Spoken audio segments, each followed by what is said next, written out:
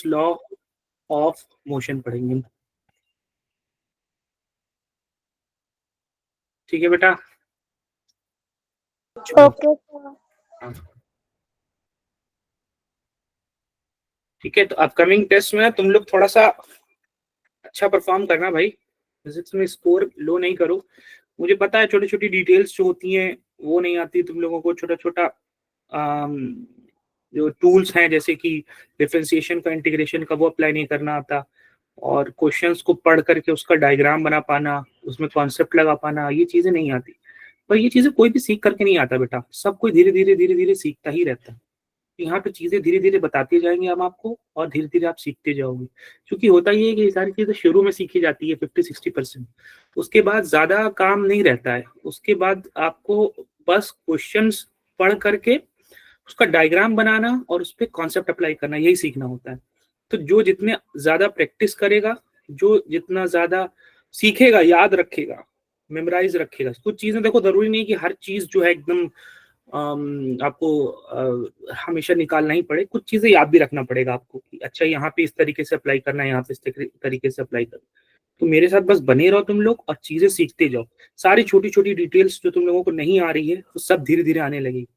और जो क्वेश्चंस पढ़ करके डायग्राम बनाने का तरीका जो नहीं आ रहा है, जिसकी वजह से न्यूमेरिकल्स में इशू हो रहे हैं, वो भी धीरे धीरे आता जाएगा। एक बार अच्छे से कॉन्सेप्ट जब तुम लोग पकड़ लोगे तो बस ज्यादा काम नहीं करना है, क्वेश्चंस पकड़ करके, क्वेश्चंस को समझ करके उस पर अप्लाई करना रहेगा। फिर जब कॉन्सेप्ट बहुत अच्छे से पकड़ा जाएगा ना, तो फिर बस क्वेश्चन को सीखना, क्वेश्चन की वर्डिंग को सीखना, क्वेश्चन को समझना, ये है काम। उसके बाद सब आसान है तुम्हारे लिए। चलो बेटा, स्टार्ट करते हैं आज की class. My name is Mohammad Noman, I am your physics teacher, और आज हम बात करेंगे न्यूटन्स लॉ ऑफ मोशन का, लेक्चर नंबर 1। टॉपिक आज का होगा फोर्स, और 11th फिजिक्स जेईई का सिलेबस कवर कर रहे हैं हम, और आज की डेट है 18/1/2025। टॉपिक जो हम कवर करेंगे, फोर्स पढ़ेंगे, क्लासिफिकेशन ऑफ द फोर्स पढ़ेंगे, और टेंशन के बारे में बात करेंगे। रिकॉल कॉन्सेप्ट की बात करें तो लास्ट क्लास में मैंने आपको पढ़ाया था रेनमैन प्रॉब्लम, और रेनमैन प्रॉब्लम में मैंने आपको सिखाया था कि अगर कोई लड़की जो है देखती है खड़ी होकर के, या कोई स्टूडेंट खड़ा होकर के देखता है कि भैया बारिश जो हो रही है आज, वेलोसिटी ऑफ रेन जो है वर्टिकल से फाई एंगल पर है, और वो स्टूडेंट जो है वो क्या करना शुरू कर देता है, वो भागना शुरू कर देता है कि मैं तो भागूंगी। और वेलोसिटी ऑफ मैन जो है, वो स्टूडेंट भागना शुरू कर देता है, वेलोसिटी ऑफ मैन जो है वो राइट साइड में कुछ इस तरीके से भागना शुरू कर देता है। तो जब वो भागता है तो उसका वेलोसिटी वेक्टर आप अपोजिट डायरेक्शन में बनाओ, -vm, और जो वेलोसिटी ऑफ रेन है उसको पकड़ के लाओ, और वेलोसिटी ऑफ रेन को ऐड कर दो, जोड़ दो आपके -vm वेक्टर में, जो कि इन दोनों का एडिशन मिला करके हमें देगा इनिशियल पॉइंट और फाइनल पॉइंट को जोड़ने वाला वेक्टर, रेड वाला वेक्टर। अब वर्टिकल से जो वेलोसिटी ऑफ रेन था, वर्टिकल से एंगल बना रहा था कितना, पाई, और आपको इसकी जरूरत है कि जो velocity of rain with respect to man final result आया है दौड़ते हुए, वो बारिश ऐसे दिखाई देगी। ये वाला जो वेक्टर है ब्लू वाला, बारिश जो दौड़ते हुए दिखाई देगी उसको ये ब्लू वाले वेक्टर इस तरीके से गिरते हुए दिखाई देगी। तब वो सोचेगा स्टूडेंट कि मैं किस एंगल पर खोलूं अपने छाते को, अपने अम्ब्रेला को वर्टिकल से। तो वो एंगल, ये थीटा एंगल वर्टिकल से जो बना रहा है ब्लू वाला, जो फाइनल रिजल्ट वेक्टर आ रहा है ब्लू वाला, वो उस एंगल पर जब खुलेगा तो उसको समझ में आएगा कि भाई कितने एंगल पर खोलना चाहिए। इसके लिए अगर मैं आपको बोल दूं कि जो वेलोसिटी ऑफ रेन है बेटा, वो 3i कैप और -2j कैप की वेलोसिटी से बह रही है, और ये जो स्टूडेंट है वो भाग रहा था 5i कैप के वेलोसिटी से राइट साइड में। तो जो इन दोनों वेक्टर्स का एडिशन होगा, यहाँ पे आप ट्रायंगल लॉ भी लगा सकते हो। आपने क्या किया है, जो फाइनल रिजल्ट आएगा, वीएनएट आएगा, वो इन दोनों वेक्टर के एडिशन के बराबर आएगा। और कौन से दो वेक्टर्स हैं, ये वाला वेक्टर वीआर में हमने ऐड किया है, ये वाला वेक्टर, ये वेक्टर कौन सा है बेटा, वीएम है कि -vm है, -vm। -vm, हमने -vm वेक्टर को ऐड किया है। ठीक है, तो vm वेक्टर 5i कैप है, तो -vm वेक्टर क्या हो जाएगा, -5i कैप, क्योंकि इसकी डायरेक्शन -x एक्सिस के अलोंग है, -vm की डायरेक्शन। सही बात बोली क्या मैंने यहाँ तक? Yes sir. हाँ, तो वेलोसिटी ऑफ रेन मैंने आपको दे रखा था कितना, 3i कैप -2j कैप, आप लिख दोगे। 3 आई कैप माइनस 2 जे कैप लिख दोगे और माइनस वी एफ जो है आपने लिख दिया। माइनस वी एफ कितना है, माइनस 5 आई कैप है, आपने लिख दिया। और जब इसको आप सॉल्व करोगे तो ये हो जाएगा माइनस 2 I cap. हाँ minus 2 I cap minus 2 J cap. अब आपको नेट वेलोसिटी, और इसी नेट को हम क्या बोलते हैं, velocity of rain with respect to man. ये भी मैंने ट्रायंगल लॉ से करके आपको सिखा दिया था कि कैसे ये वीआरएम आता है, क्योंकि जो नेट आ रहा था वो वीआर माइनस वीएम आ रहा था, और वीआर माइनस वीएम को क्या लिखते हैं हम, वीआरएम। यानी कि ये रेन को देख रहा है और मूविंग मैन, चलता हुआ मैन, दौड़ता हुआ मैन देख रहा है। तो चलते हुए मैन को, मूविंग मैन को रेन इस तरीके से दिखाई देगी, ये ब्लू वाले वेक्टर से, इसलिए नेट वाले वेलोसिटी को हमने वीआरएम बोला। अब इसका ट्रायंगल बना लेते हैं। अगर मैं इसका ट्रायंगल बनाऊंगा तो हॉरिजॉन्टल में माइनस 2 आई कैप, ठीक है, वर्टिकल में माइनस 2 जे कैप, और इनका रिजल्ट जो होगा वो कुछ इस तरीके से होगा। एक मिनट, माइनस 2 आई कैप है और माइनस 2 जे कैप है, तो इनका जो रिजल्ट बनेगा 3 माइनस 5 माइनस 2 जे, ठीक। इनका जो रिजल्ट बनेगा वो कुछ इस तरीके से बनेगा। रिजल्ट इनका माइनस 2 आई कैप और माइनस 2 जे कैप का जो रिजल्ट बनेगा वो कुछ इस तरीके से बनेगा। अब जो इनका रिजल्ट बन रहा है,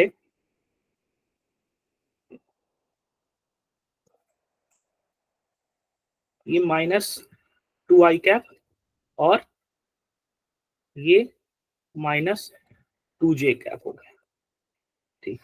अब जो इनका जो रिजल्ट बन रहा है, जिसको हम वीआरएम बोला करते थे, वो वर्टिकल से कितना एंगल बना रहा है ये हमको पता करना है, ठीक है।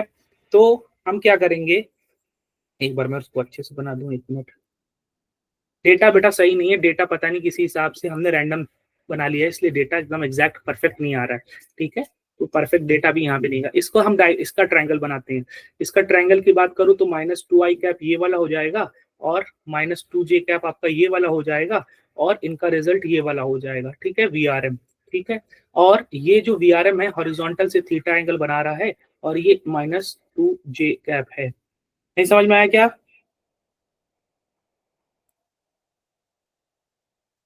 ये बात नहीं समझ में आई, फिर से समझाऊं? आवाज नहीं आ रही क्या मेरी? सर आगे समझ में।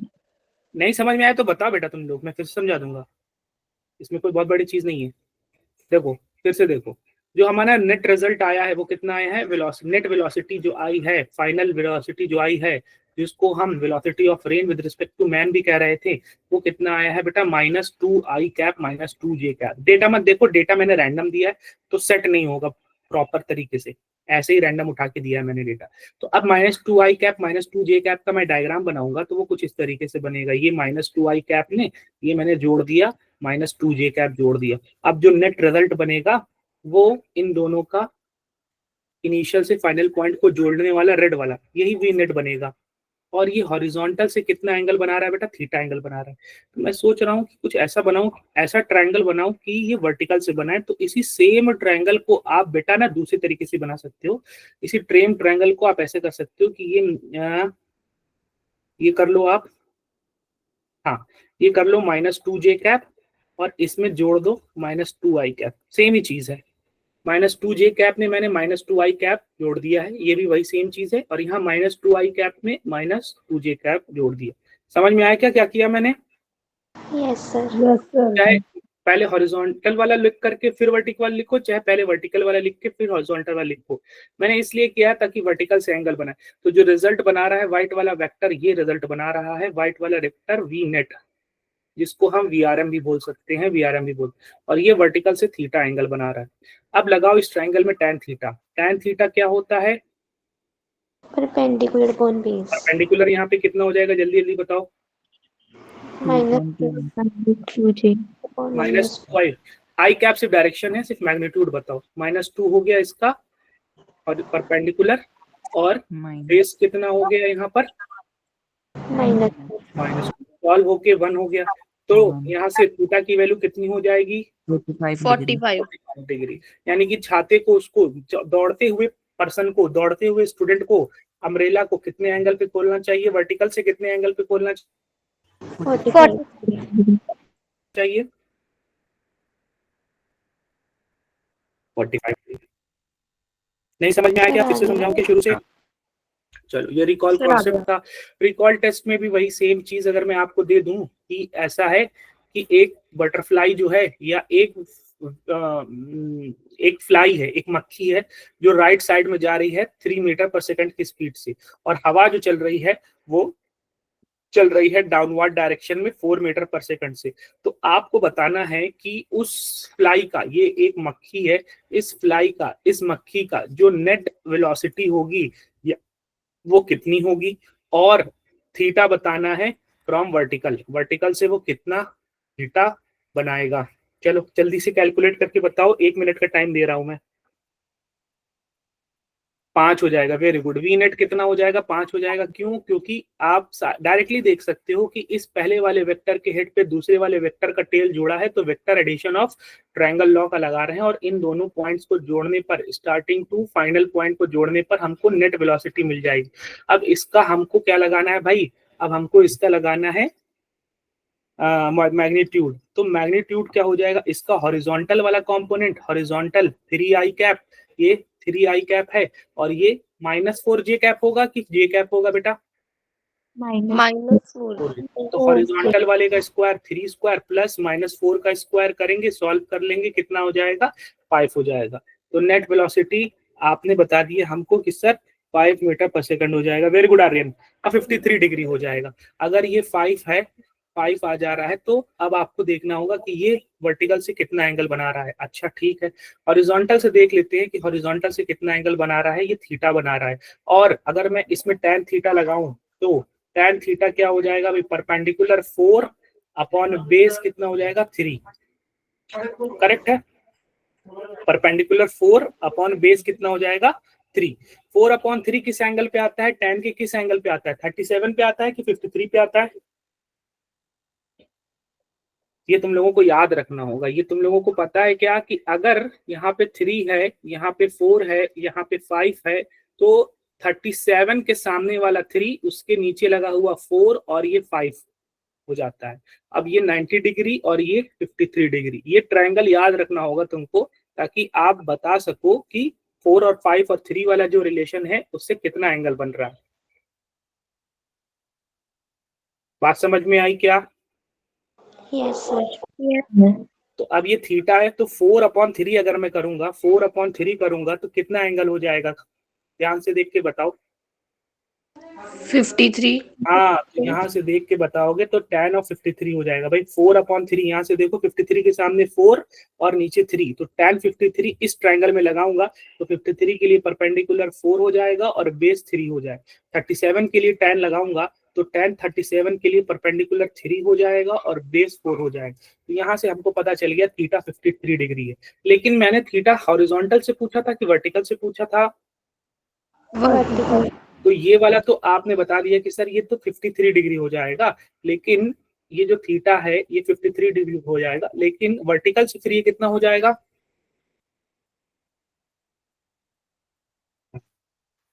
भाई ये है वेक्टर, ये हाँ 53 बना रहा है हॉरिजॉन्टल से, तो वर्टिकल से कितना हो जाएगा? 37 डिग्री, क्योंकि हॉरिजॉन्टल और वर्टिकल के बीच का एंगल कितना होता है? 90 डिग्री। एक 53 हो जाएगा, दूसरा 37। तो थीटा फ्रॉम वर्टिकल जो आप यहाँ पर लिखोगे वो कितना लिखोगे? 37 डिग्री लिखोगे। Very good Aryan. हाँ बेटा, तुम्हारा सवाल आंसर सही था, लेकिन हॉरिजॉन्टल से था। बात समझ में आई क्या सारे स्टूडेंट्स को? Yes sir. अब देखो फोर्स की बात करते हैं आज का लेक्चर की। फोर्स पुश और पुल होता है, जो क्या करता है? हमारे पास 5 चीजें कर सकता है, 5 या 6 चीजें कर सकता है फोर्स क्या कर सकता है? ऑब्जेक्ट को रेस्ट से मोशन में ला सकता है, या ऑब्जेक्ट को मोशन से रेस्ट में ला सकता है, या ऑब्जेक्ट को रेस्ट से मोशन या मोशन से रेस्ट में, या स्पीड को इंक्रीज कर सकता है, या स्पीड को डिक्रीज कर सकता है, या डायरेक्शन को चेंज कर सकता है। बॉल आ रही है आपके पास, आपके हाथ में बैट है, बैट से ऐसे आपने स्ट्रोक दिया बॉल को और direction of the ball change हो गई, यानी फोर्स लगा के आपने डायरेक्शन चेंज कर दी। या शेप को या साइज को चेंज कर सकता है। आपने क्या किया, आपके हाथ में एक पॉलीथीन थी, इसको पकड़ पकड़ मोड़ मार के इसको शेप इसका चेंज कर दिया। तो इस तरीके से आप अलग अलग टाइप का इफेक्ट ला सकते हो जब भी आपके सामने फोर्स हो।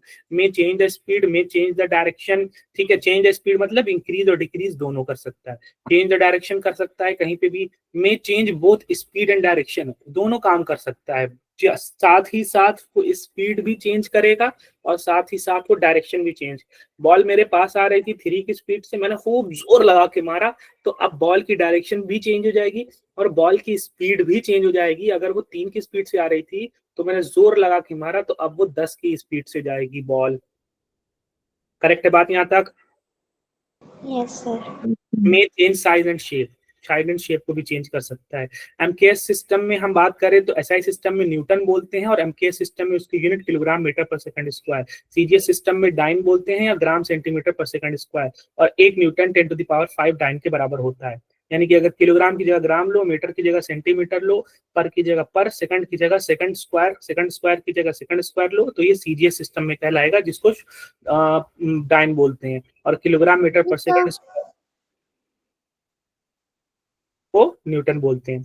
किलोग्राम फोर्स की बात करूं तो किलोग्राम फोर्स क्या होता है, अगर ऑब्जेक्ट का मास 1 किलोग्राम है तो अर्थ उस पर जितना वेट लगाएगी, जितना फोर्स लगाएगी, वो जो फोर्स होता है उसी फोर्स को हम क्या बोल देते हैं बेटा, किलोग्राम फोर्स। उसी फोर्स को हम क्या बोल देते हैं, किलोग्राम फोर्स। यानी कि weight of 1 kilogram mass, 1 kilogram mass का जो फोर्स होता है उसी को हम क्या बोल देते हैं, 1 किलोग्राम फोर्स बोल देते हैं। तो जो हम सामान लेने जाते हैं ना राशन की दुकान पे कि भैया 1 किलो आलू दे दो, एक्चुअली में साइंटिफिकली हम सर उसको इसकी एसआई यूनिट क्या होगी? किसकी एसआई यूनिट? फोर्स की एसआई यूनिट आपकी न्यूटन होगी ना बेटा। किसकी एसआई यूनिट फोर्स की पूछ रहे हो? Sir yes sir. हाँ बेटा। सर रिपीट करना, समझ नहीं आया। अच्छा, मैं ये कह रहा था एक और यूनिट होती है किलोग्राम फोर्स। उससे पहले मैं बता रहा था फोर्स की एसआई यूनिट क्या होगी। एसआई यूनिट होती है न्यूटन।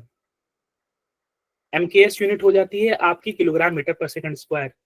सीजीएस यूनिट हो जाती है ग्राम सेंटीमीटर पर सेकंड स्क्वायर, और इसी ग्राम सेंटीमीटर पर सेकंड स्क्वायर को शॉर्ट फॉर्म में डाइन बोल देते हैं, डीवाई यानी डाइन। और 1 न्यूटन ओके। हाँ 10⁵ डाइन के बराबर होता है। 1 न्यूटन बड़ा यूनिट है और डाइन सर एक छोटा यूनिट। क्वेश्चन पूछना था। हाँ बेटा।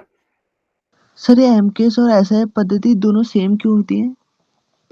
एमकेएस और एसआई पद्धति सेम ही होती है। एमकेएस सिस्टम में जो मीट्रिक सिस्टम यूज किया जाता है उसमें किसी साइंटिस्ट का नाम नहीं यूज किया जाता है। एसआई सिस्टम में चीजों को आसान बनाने के लिए मोस्टली साइंटिस्ट का नाम यूज किया जाता है। न्यूटन हो गया, वॉट हो गया, जूल हो गया, है ना बेटा।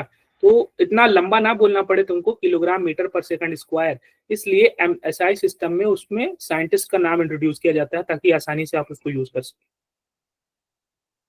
बस अगर नाम के अलावा कोई चीज आ जा रही है तो एमकेएस हो जाएगा, अगर सिर्फ नाम आ रहा है तो ऐसा ही हो जाएगा। और वो ऑलमोस्ट सेम ही चीज है, उसी चीज को शॉर्ट फॉर्म में बोल दिया गया न्यूटन। अब कौन बार बार बोले किलोग्राम मीटर पर सेकंड स्क्वायर, तो उसी चीज को हमने एक नाम दे दिया न्यूटन। अब कौन बार बार बोले किलोग्राम मीटर स्क्वायर पर सेकंड स्क्वायर, तो उसी चीज को हमने नाम दे दिया जूल। अब कौन बार बार बोले किलोग्राम मीटर स्क्वायर पर सेकंड, किलोग्राम मीटर स्क्वायर पर सेकंड क्यूब, तो उसी चीज को हमने नाम दे दिया वॉट। तो अलग अलग इतना बोलने के अच्छा है कि एक शॉर्ट नाम दे दिया जाता है एसआई सिस्टम में। न्यूटन हो गया, जूल हो गया, अर्ग हो वॉट हो गया, या और भी बहुत सारी यूनिट्स हो सकती हैं जो अभी मेरे दिमाग में आ रही है। बात समझ में आई क्या? Yes sir. Yes sir. बस अब किलोग्राम फोर्स भी ये भी एक यूनिट है। जब आप 1 किलोग्राम का मास हो और अर्थ उस पे जितना फोर्स लगाती है उसी को हम क्या बोल देते हैं भाई, 1 किलोग्राम के मास पे अर्थ जितना फोर्स लगाती है उसको हम 1 किलोग्राम फोर्स बोल देते हैं। तो एक्चुअली में जब हम 1 किलो आलू लेने जाते हैं तो हम बोलते हैं 1 किलोग्राम आलू, तो हम गलत बोलते हैं। हमको बोलना चाहिए 1 किलोग्राम फोर्स आलू बोलना चाहिए। लेकिन अब ये जनरल वर्ल्ड है, इतना ज्यादा जनरल वर्ल्ड में चीजें टेक्निकली और साइंटिफिकली और फिजिक्स के अकॉर्डिंग चलती नहीं है, तो जनरल लैंग्वेज में जो चीजों को समझ में आता है वो वही यूज होती है। हाँ भाई ऐसा ही होता है ना। अगर आपसे पूछा जाए, आपकी मम्मा कहें कि बेटा जे एक काम करो, आप लेकर के आओ 1 किलो आलू, ठीक है। तो जे जाएगा 1 किलो आलू लेकर के आएगा, और उसकी मम्मा ने पूछ लिया कि इसको बताओ न्यूटन में कितना है, तो ये क्या करेगा कि सर मास तो 1 किलोग्राम है और अर्थ का ग्रेविटेशनल एक्सेलरेशन 10 मीटर पर सेकंड स्क्वायर है, तो जो इसका वेट लगेगा वो कितना हो जाएगा 10 न्यूटन। तो जो आप आलू लेकर के आ रहे हो 1 किलोग्राम, एक तो पहली बात तो गलत बोल रहे हो, उसको बोलना चाहिए 1 किलोग्राम फोर्स, और अगर उसको स्टैंडर्ड सिस्टम एसआई सिस्टम में बोला जाए तो उसको आप बोलोगे कि 1 किलोग्राम आलू मतलब 10 न्यूटन वेट लेकर के आया हूं मैं। बात समझ में आई क्या? Yes, Yes, sir.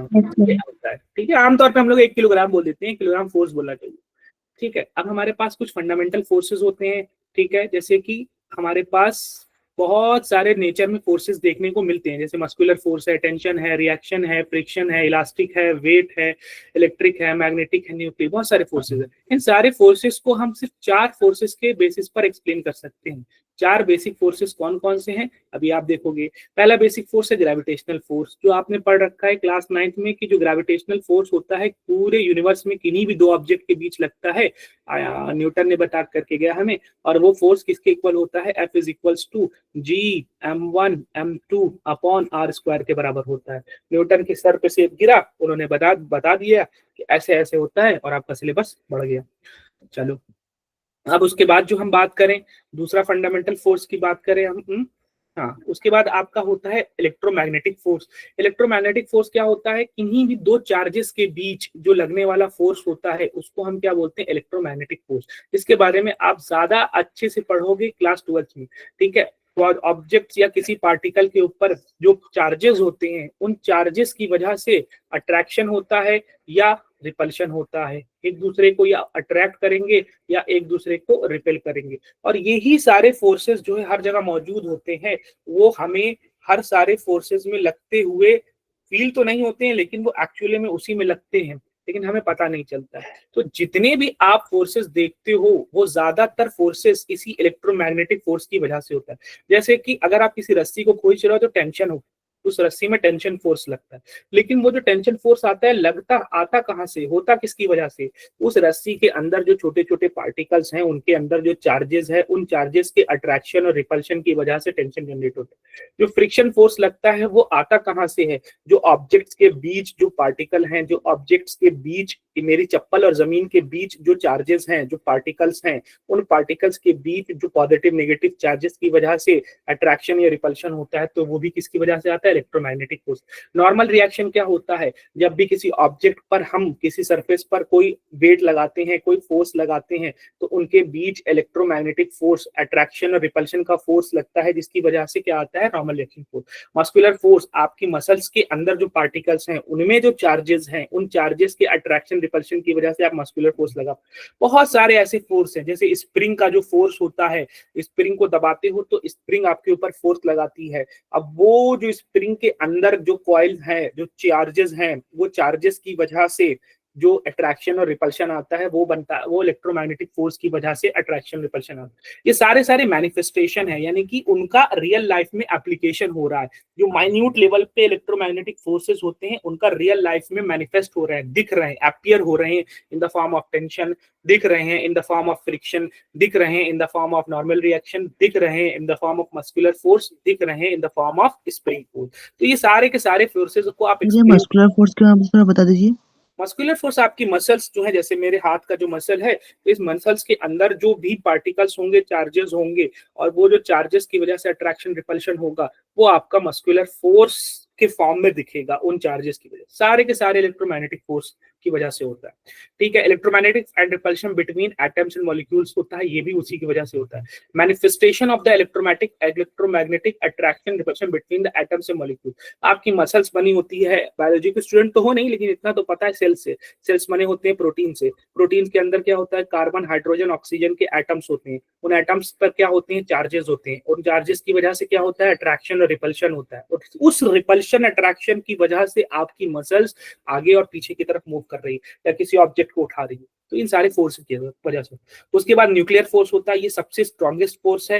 ये क्या करता है, न्यूक्लियॉन्स को आपस में बांध करके रखता है। न्यूक्लियॉन्स क्या होता है, न्यूक्लियस के अंदर प्रोटॉन और न्यूट्रॉन को मिला करके हम बोलते हैं न्यूक्लियॉन्स। तो प्रोटॉन प्रोटॉन के बीच फोर्स लगता है, न्यूट्रॉन प्रोटॉन के बीच फोर्स लगता है, न्यूट्रॉन न्यूट्रॉन के बीच फोर्स लगता है। ये सारे फोर्सेस क्या करते हैं, आपस में एक दूसरे को neutron proton neutron proton neutron neutron बांध करके रखे रहते हैं मजबूती से, बहुत ज्यादा स्ट्रॉन्ग तरीके से रखते हैं। इतना ज्यादा स्ट्रॉन्ग कि अगर हम इन फोर्सेस का यूज करें तो एक पूरा का पूरा शहर तबाह कर सकते हैं। और हमने हिस्ट्री में 2 शहर तबाह किए भी। कौन से 2 शहर तबाह किए हैं? सर ये न्यूक्लियस में पॉजिटिव साइन एक साथ कैसे रहते हैं? न्यूक्लियर फोर्सेस की वजह से रहते हैं, जो कि आप मॉडर्न फिजिक्स क्लास 12th के जो लास्ट पार्ट है उसमें पढ़ोगे। न्यूक्लियर फोर्सेस की वजह से आपस में वो उनको जोड़ करके रखता है, proton proton neutron proton neutron neutron. Hiroshima and Nagasaki. Repulsion नहीं होता? बिल्कुल होता है रिपल्शन, लेकिन जब वो बहुत ज्यादा क्लोज होते हैं बेटा, तो न्यूक्लियर फोर्स का जो मैग्नीट्यूड होता है वो इनके रिपल्शन फोर्स से भी ज्यादा हो जाता है। तो जो न्यूक्लियर फोर्स है वो ज्यादा है, रिपल्शन फोर्स कम है, इस वजह से वो दोनों आपस में बंधे पड़े रहते हैं। आपने थोड़ा सा किसी ना किसी तरीके से उस एटम को फोर्स पहुंचा दिया, रिपल्शन का फोर्स बड़ा कर दिया, रिपल्शन का फोर्स बढ़ा दिया किसी तरीके से, तो रिपल्शन का फोर्स ज्यादा हो जाएगा, न्यूक्लियर फोर्स कम हो जाएगा। और फिर इतनी जोर से धमाका होगा, इतने जोर से वो न्यूक्लियस फटेगा कि बहुत ज्यादा अमाउंट ऑफ एनर्जी निकालता हुआ पूरे शहर को भी तबाह कर सकता है और बहुत बड़ा धमाका भी कर सकता है, जो कि आप लोगों ने बताया भी कि नागासाकी हिरोशिमा में हुआ। लेकिन वो फ्यूजन की वजह से हुआ है। फ्यूजन और फ्यूजन 2 टाइप के प्रोसेस हैं, जहां पे लिखा भी होगा, यहाँ पे कहीं लिखा है क्या? तो फ्यूजन एंड फ्यूजन की वजह से, हाँ, फ्यूजन एंड फ्यूजन 2 टाइप के प्रोसेस होते हैं, उसमें न्यूक्लियर फोर्सेस इन्वॉल्व होती है, तो उनकी वजह से बहुत ज्यादा अमाउंट में एनर्जी रिलीज होती है और ये बहुत ही स्ट्रॉन्ग फोर्स होते हैं। ठीक है, ये आप पढ़ोगे, अभी आपका सिलेबस नहीं है, ये आप कैसे पढ़ोगे वो क्लास 12th के लास्ट पार्ट में पढ़ाऊंगा मैं। वीक फोर्सेस क्या होते हैं, 2 एलिमेंट्री पार्टिकल्स के बीच लगते हैं। इसमें क्या होता है, a neutron can change into a proton emitting a electron and a particle called antineutrino.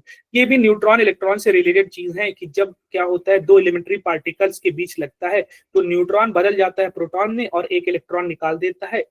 ये जो फोर्स लगता है बहुत ही वीक होता है, तो इसके बारे में भी ज्यादा जानने की हमको जरूरत नहीं।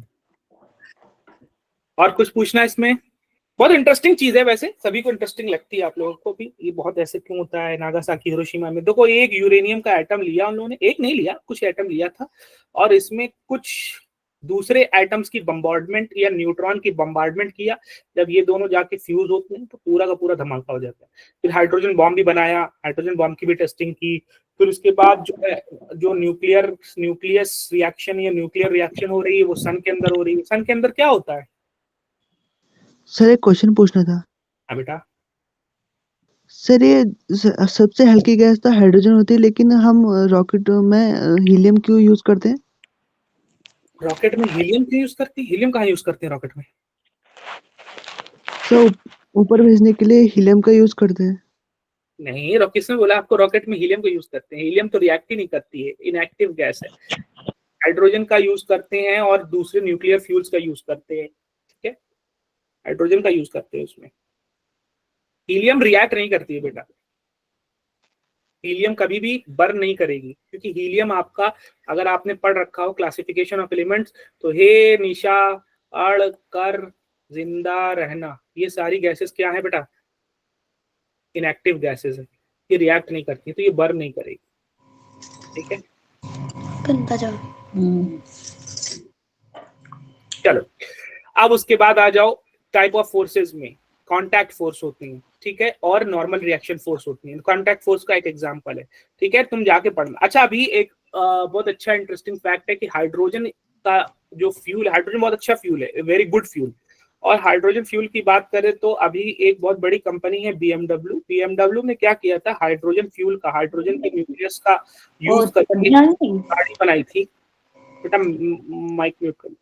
एक गाड़ी बनाई थी बीएमडब्ल्यू की, जिसमें हाइड्रोजन का फ्यूल यूज किया गया था। लेकिन हाइड्रोजन का फ्यूल यूज करना बहुत ही खतरनाक है। तो उन्होंने गाड़ी बनाई तो, चलाई तो, लेकिन उन्होंने कॉमर्शियली उसको रिलीज नहीं किया, उसको लॉन्च नहीं किया, क्योंकि वो सड़कों पे चलने के लिए बहुत ही, क्या कर सकते हैं, अनसेफ है। जरा सा कहीं कुछ होता है मामला तो पूरी की पूरी गाड़ी ब्लास्ट हो सकती थी। और अगर आप लोगों को थोड़ा सा हिस्ट्री में इंटरेस्ट हो तो हिटलर के टाइम पे हुआ ये था कि वो एक एयरबस का यूज करते थे। तो आज तो एयरप्लेन चलती है, लेकिन पहले एयरबस चलती थी। एयरबस का कॉन्सेप्ट क्या होता था, फिजिक्स का पूरा कॉन्सेप्ट लगता है कि हाइड्रोजन गैस बहुत हल्की होती है, तो पूरे बहुत बड़ा सा बलून होता था, बहुत बड़ा, मतलब साइज भी तुम देखोगे ना तो बहुत बड़ा बलून, कम से कम 10-15 एरोप्लेन आ जाएंगे, इतना बड़ा एरोप्लेन, इतना बड़ा बलून का साइज होता था। उस पूरे बलून में वो हाइड्रोजन गैस भर के रखते थे, क्योंकि हाइड्रोजन गैस क्या होती है, बहुत हल्की।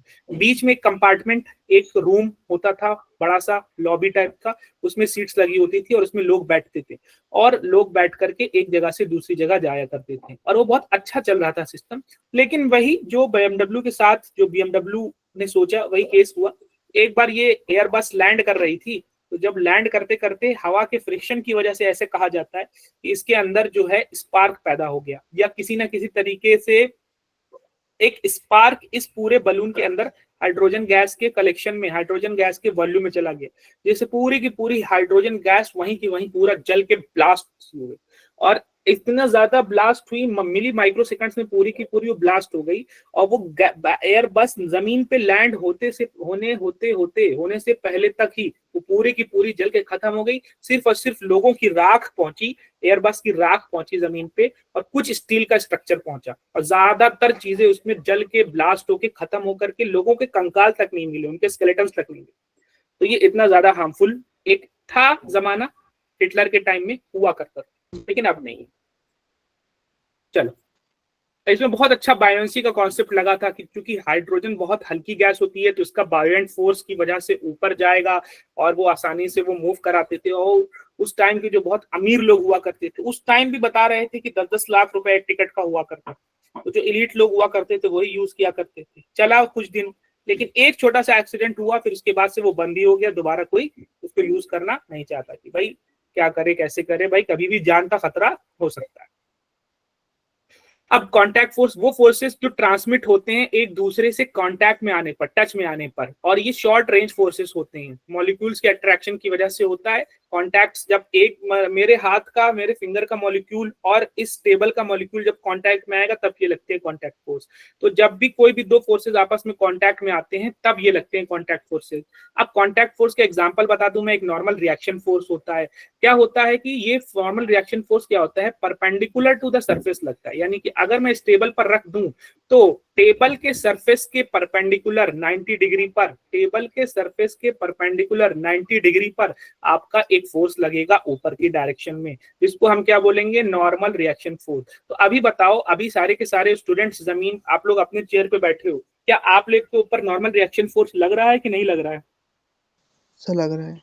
हाँ, सभी लोगों के ऊपर, जितने भी स्टूडेंट्स क्लास ले रहे हैं सब में क्या लग रहा है, नॉर्मल रिएक्शन फोर्स लग रहा है। किस डायरेक्शन में लग रहा है?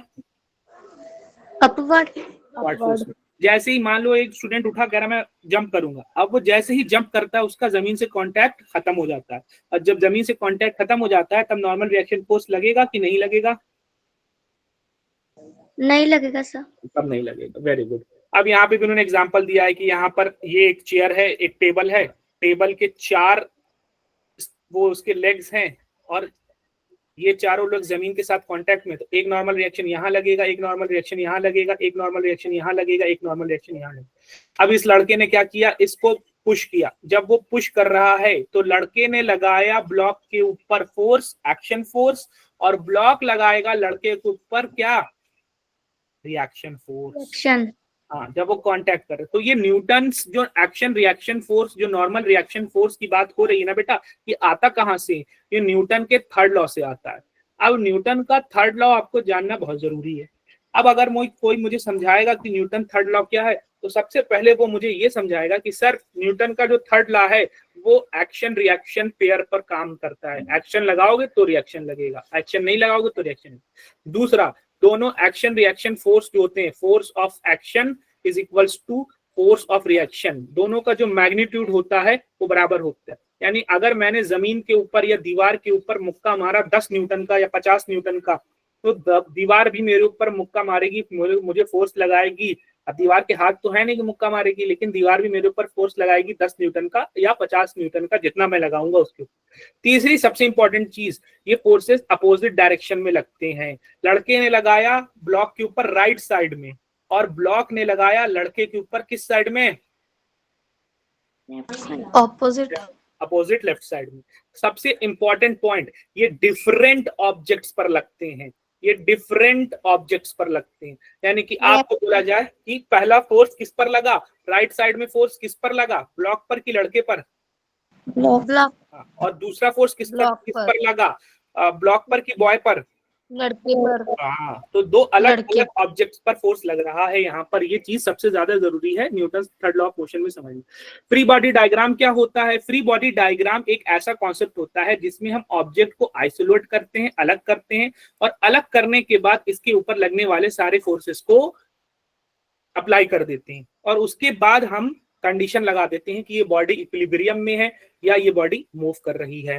ठीक है, अब हमें इतने सारे डिफरेंट टाइप्स के फोर्स पढ़ने के बाद हम देखेंगे कि ये फोर्सेस जो हमने पढ़ा है वो इन बॉडी पर लग रहे हैं। अच्छा, और जब ये लग रहे हैं तो इनमें से किसी एक ऑब्जेक्ट को पकड़ के बाहर लाएंगे, उस पर हम एनालाइज करेंगे इस पर कौन कौन से फोर्स लग रहे हैं।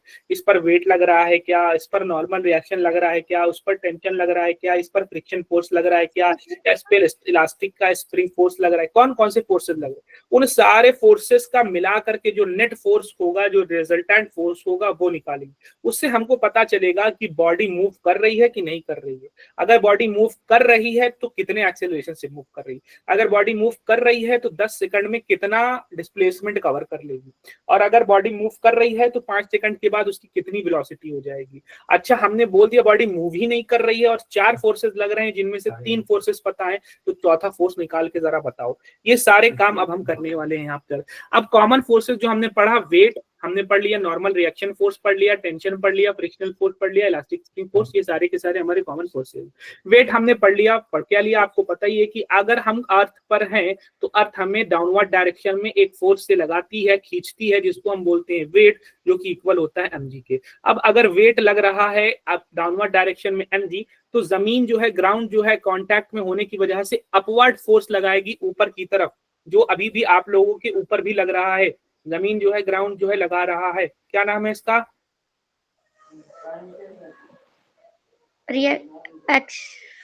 Normal reaction force. Very good, at least you tried.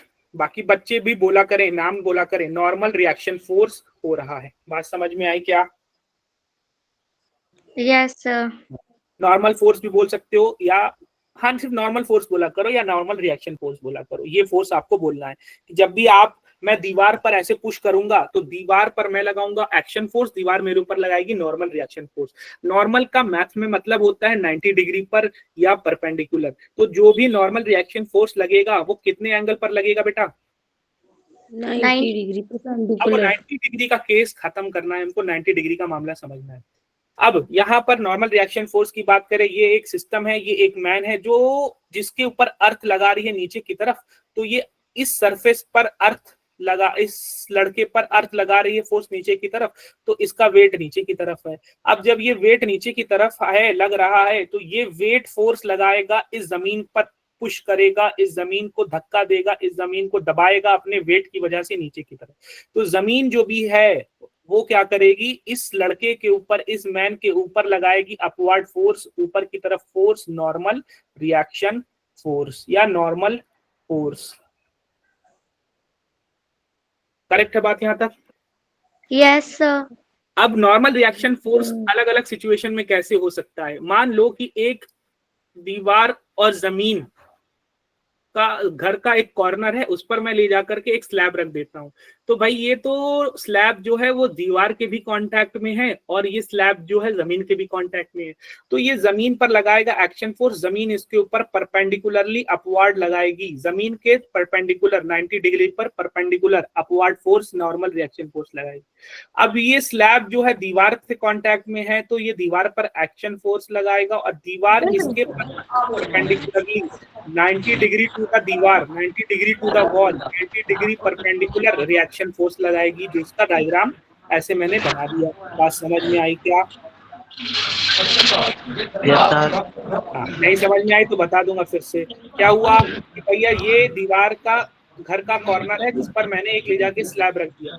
अब ये कांटेक्ट जो जमीन वाला कांटेक्ट है, ये नॉर्मल रिएक्शन फोर्स ऊपर की तरफ लगाएगा 90 डिग्री पर, और ये भी लगाएगा दीवार भी 90 डिग्री पर नॉर्मल रिएक्शन फोर्स दीवार से 90 डिग्री।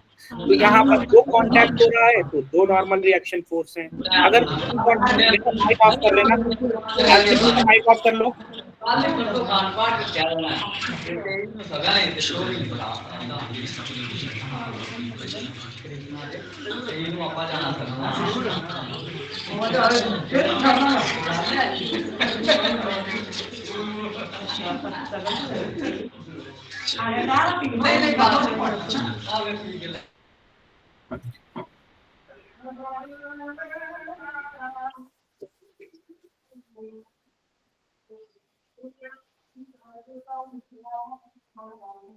ठीक है, अगर माइक ऑन तो हो जाना चाहिए वैसे।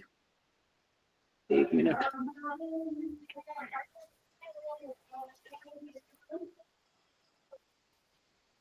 ठीक, माइक ऑन हो जाएगा वैसे। ठीक, नहीं ऑन होगा अगर आपका माइक तो बताना मुझे, आई गेस।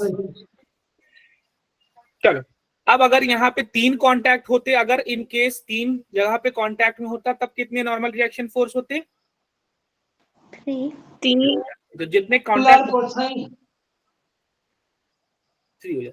यहाँ पे भी एक स्लैब रखा है सीढ़ी के ऊपर, तो सीढ़ी के इस फ्लोर से एक perpendicular normal reaction force perpendicular to the ground हो जाएगा।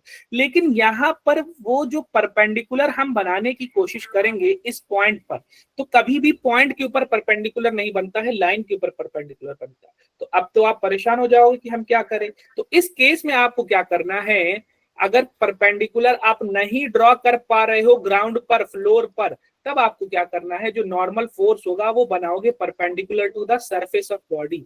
तो इस बॉडी की लाइन पर, ऑब्जेक्ट की लाइन पर परपेंडिकुलर बनाओगे। क्या करना है? ऑब्जेक्ट के परपेंडिकुलर ड्रॉ करना है। कब करना है? जब क्या बेटा, फिर से बोलिए। जब एंगल 90 डिग्री होगा। एंगल तो हमेशा 90 डिग्री रखना है, यही तो आपको समझना। हाँ, जब आप ग्राउंड पर नहीं बना पा रहे हो, ग्राउंड से परपेंडिकुलर नहीं बना पा रहे हो, क्योंकि यहाँ पर पॉइंट आ जा रहा है, लाइन होता तो आसान होता, यहाँ पर पॉइंट आ जा रहा है, इस पॉइंट पर परपेंडिकुलर नहीं बना सकते, कभी भी पॉइंट पर परपेंडिकुलर नहीं बना सकते। एक पॉइंट है, मैं बोलूं ये परपेंडिकुलर, फिर से कर दीजिए। हाँ फिर से समझा देता हूँ। हुआ क्या कि एक सीढ़ी है, सीढ़ी पर मैंने रखा और मैंने कहा कि भाई आपको परपेंडिकुलर बनाना है ग्राउंड पे, तो ग्राउंड पर परपेंडिकुलर ये लाइन है, ग्राउंड की लाइन है, परपेंडिकुलर बना दिया। यहाँ पे ग्राउंड की कोई लाइन है क्या? No sir. यहाँ तो एक पॉइंट है, पॉइंट पर परपेंडिकुलर कोई कहेगा सर ये वाला परपेंडिकुलर है, दूसरा स्टूडेंट कहेगा नहीं ये वाला परपेंडिकुलर है, तीसरा कहेगा ये वाला परपेंडिकुलर है, चौथा कहेगा मैं मेजर कहां से करूं, मुझे तो एक पॉइंट दिख रहा है, लाइन तो दिख ही नहीं रही है। लाइन दिखती तो मेजर करके बता देता कि पहला स्टूडेंट गलत बोल रहा है या दूसरा सही बोल रहा है या तीसरा गलत बोल रहा है। तो पॉइंट पर कभी भी परपेंडिकुलर नहीं बना सकते, जिसका जो मन करेगा बना देगा, कह देगा ये परपेंडिकुलर। तो पॉइंट पर परपेंडिकुलर पॉसिबल नहीं बनाना। तब इस केस में परपेंडिकुलर 90 डिग्री कहां से बनाए? जो ऑब्जेक्ट है उसकी लाइन से, जो ऑब्जेक्ट है उसकी लाइन से परपेंडिकुलर बना दो, 90 डिग्री बना दो। अभी जो मैंने 90 डिग्री बनाया है बेटा, वो किससे परपेंडिकुलर है? वो फ्लोर से परपेंडिकुलर है कि ऑब्जेक्ट से परपेंडिकुलर है? ऑब्जेक्ट से। तो जब ग्राउंड से या फ्लोर से परपेंडिकुलर नहीं बना पाओ तो क्या करोगे आप लोग? ऑब्जेक्ट से परपेंडिकुलर बना देंगे।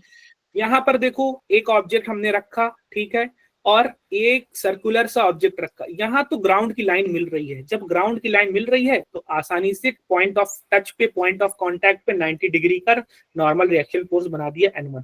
यहाँ पे फिर वही दिक्कत आ रहा है कि जो पॉइंट, जो कांटेक्ट हो रहा है वो एक पॉइंट पर हो रहा है, जो टचिंग हो रहा है वो एक पॉइंट पर हो रहा है, और पॉइंट से नहीं बना सकते। तो इस सरफेस पर, ऑब्जेक्ट के सरफेस से बनाएंगे, और ऑब्जेक्ट के सरफेस से मैंने बना दिया। सर्कल पर परपेंडिकुलर बना सकते हो आसानी से। क्या करते हैं, सर्कल के एक टेंजेंट बना करके उस लाइन से परपेंडिकुलर बनाते हैं, तो हम उसको बोलते हैं कि वो सर्कल से परपेंडिकुलर है। ये आप लोगों को पता होना चाहिए, क्लास 10th में पढ़ा है, आप लोगों ने पढ़ा है कि नहीं? यस। टेंजेंट बना करके वहां पर सर्कल के उस पॉइंट पर टेंजेंट बना करके आप 90 डिग्री बना दो, तो बोले वो कहा जाएगा कि वो सर्कल का वो है परपेंडिकुलर। अब एक केस और आता है स्पेशल केस। वो स्पेशल केस यह आता है कि कभी कभी ऐसा होगा कि आपको समझ नहीं आएगा कि आप ये सर्कल, ये कर्व, वो सर्कल नहीं है, ठीक है, कोई ऐसे कर्व्स आएंगे, ठीक है, ये ऐसे कोई कर्व्स आए। अब यहां पर मैं आपसे बोल रहा हूं कि बेटा परपेंडिकुलर बनाओ, तो आप कहोगे सर ग्राउंड तो कोई स्ट्रेट लाइन है ही नहीं कि जिससे मैं बना दूं, और ग्राउंड ना ही कोई सर्कल है जिससे मैं आसानी से बना दूं। तो आप कहोगे कि यहाँ तो बन नहीं रहा, तो दूसरा कॉन्सेप्ट क्या लगाएंगे? अगर ग्राउंड नहीं मिल रहा है तो किसके परपेंडिकुलर लगाएंगे? ऑब्जेक्ट। लेकिन ऑब्जेक्ट का जो टचिंग पॉइंट, टचिंग एरिया है या टचिंग जहां पे टच हो रहा है वो भी एक पॉइंट है, और फिर से वही कॉन्सेप्ट, पॉइंट पर परपेंडिकुलर बना नहीं पाओगे। करेक्ट है बात? Yes, sir. अब इस केस में क्या करते हैं बेटा? तब इस केस में हम एक काम करते हैं कि इसके दो परपेंडिकुलर, दो नॉर्मल रिएक्शंस बनाते हैं। एक हॉरिजॉन्टल में नॉर्मल रिएक्शन NX बना दिया, और एक वर्टिकल में नॉर्मल रिएक्शन NY बना दिया। तो जब आप ग्राउंड पे बना पाओ तो ग्राउंड पे बना लो, ग्राउंड पे नहीं बना पाओ तो ऑब्जेक्ट के सरफेस से बना लो। जब दोनों नहीं कर पाओगे तब क्या करोगे आप? तब आप नॉर्मल रिएक्शन एक हॉरिजॉन्टल डायरेक्शन में, पॉइंट ऑफ कांटेक्ट, ये पॉइंट ऑफ कांटेक्ट है, point of touching, point of touching से एक हॉरिजॉन्टल डायरेक्शन में और एक पॉइंट ऑफ टचिंग से वर्टिकल डायरेक्शन में बना दोगे। तो इस तरीके से आपने नॉर्मल रिएक्शन 3 केसेस में बनाना सीख लिया। तीनों केसेस समझ में आए कि फिर से समझाऊं? सर आ गए सर। और एक इंपॉर्टेंट बात ये है कि ये दोनों जो हैं, the number of normal forces acting on depend, ये जो दोनों नॉर्मल रिएक्शन फोर्स बनाया है वो दोनों एक दूसरे से इंडिपेंडेंट हैं। यानी कि NX जो हॉरिजॉन्टल में बनाए हैं और NY जो हॉरिजॉन्टल में बनाए हैं इंडिपेंडेंट। NY कितना भी बढ़ा दो घटा दो, NX को कोई फर्क नहीं पड़ने वाला, चेंज नहीं होने वाला। NX को कितना भी घटा दो बढ़ा दो, NY पे कोई फर्क पड़ने वाला नहीं, चेंज होने वाला नहीं। करेक्ट है बात यहाँ तक? Yes, sir. चलो यस अब हम क्या करेंगे? अब हम नॉर्मल रिएक्शंस तो बनाना सीख लिया, अब हम फ्री बॉडी डायग्राम बनाएंगे। एक ऑब्जेक्ट है, ये ग्राउंड पर रखा हुआ है। अब हमको पता है कि अर्थ इसको ऊपर फोर्स लगाएगी नीचे की तरफ mg, तो ये ऑब्जेक्ट भी इस ग्राउंड पर फोर्स लगाएगा, धक्का देगा, पुश करेगा नीचे की तरफ, फ्लोर को नीचे की तरफ mg, तो फ्लोर इसके ऊपर नॉर्मल रिएक्शन फोर्स लगाएगा r। करेक्ट है बात? Yes sir. इस तरीके से आपने बना लिया। तो इस ऑब्जेक्ट पर दो फोर्सेस लग रहे हैं, एक अर्थ लगा रही है नीचे की तरफ और एक सरफेस लगा रहा है, ग्राउंड लगा रहा है। किसके ऊपर? किसकी तरफ? Object. किसकी तरफ? ऑब्जेक्ट पर तो लग रहा है, लेकिन किस डायरेक्शन की तरफ? ऊपर की तरफ कि नीचे की तरफ? ऊपर की तरफ सर। तो कौन से दो फोर्सेस लग रहे हैं? कौन कौन लगा रहा है? एक लगा रहा है इस पर, कौन? अर्थ का फ्लोर लगा रहा है, नहीं पहले, हाँ अर्थ लगा रहा है, अर्थ का सेंटर लगा रहा है। अर्थ का सेंटर मतलब वेट अर्थ लगा रहा है किसके ऊपर, और दूसरा फोर्स कौन लगा रहा है? सरफेस। हाँ सरफेस लगा रहा है या फ्लोर लगा रहा है। करेक्ट है बात यहाँ तक? Yes Yes, sir. sir. अब उसके बाद मैंने क्या किया? एक ब्लॉक लिया जिसका मास कैपिटल M था, उसके ऊपर एक और ब्लॉक लिया जिसका मास स्मॉल m। हम क्या करेंगे कि इन दोनों को अलग अलग ना मान करके मैं मानूंगा कि ये दोनों एक ही सिस्टम है, दोनों एक मिला करके एक ही ऑब्जेक्ट है, और इन दोनों को अर्थ खींच रही है टोटल नीचे फोर्स से कैपिटल M, पहले वाले का मास, दूसरे वाले का मास स्मॉल m, और ग्रेविटेशनल एक्सीलरेशन g। तो अर्थ इनको खींच रही है capital M plus small m into g। तो यही जो फोर्स होगा ये अर्थ फ्लोर पर लगाएंगे, सरफेस पर लगाएंगे, सरफेस को दबाएंगे, सरफेस को धक्का देंगे नीचे की तरफ। सरफेस भी गुस्सा आ जाएगा, कहेगा तुम मेरे पर एक्शन फोर्स लगा रहे हो, मैं तुम्हारे पर रिएक्शन फोर्स लगाऊंगा सेम ऊपर की तरफ। करेक्ट है बात? Yes, sir. तो अब ये जो मैंने व्हाइट वाला सिस्टम बनाया है, ये व्हाइट वाला ये जो सिस्टम ऐसे बनाए हैं जिसको एक ही ऑब्जेक्ट मान लिया दोनों को मिला करके, इस पर दो फोर्सेस लग रहे हैं। पहला फोर्स कौन लगा रहा है, किस डायरेक्शन में लगा रहा है? सर अर्थ लगा रही है। किधर की डायरेक्शन में बेटा? सर एक क्वेश्चन पूछना था।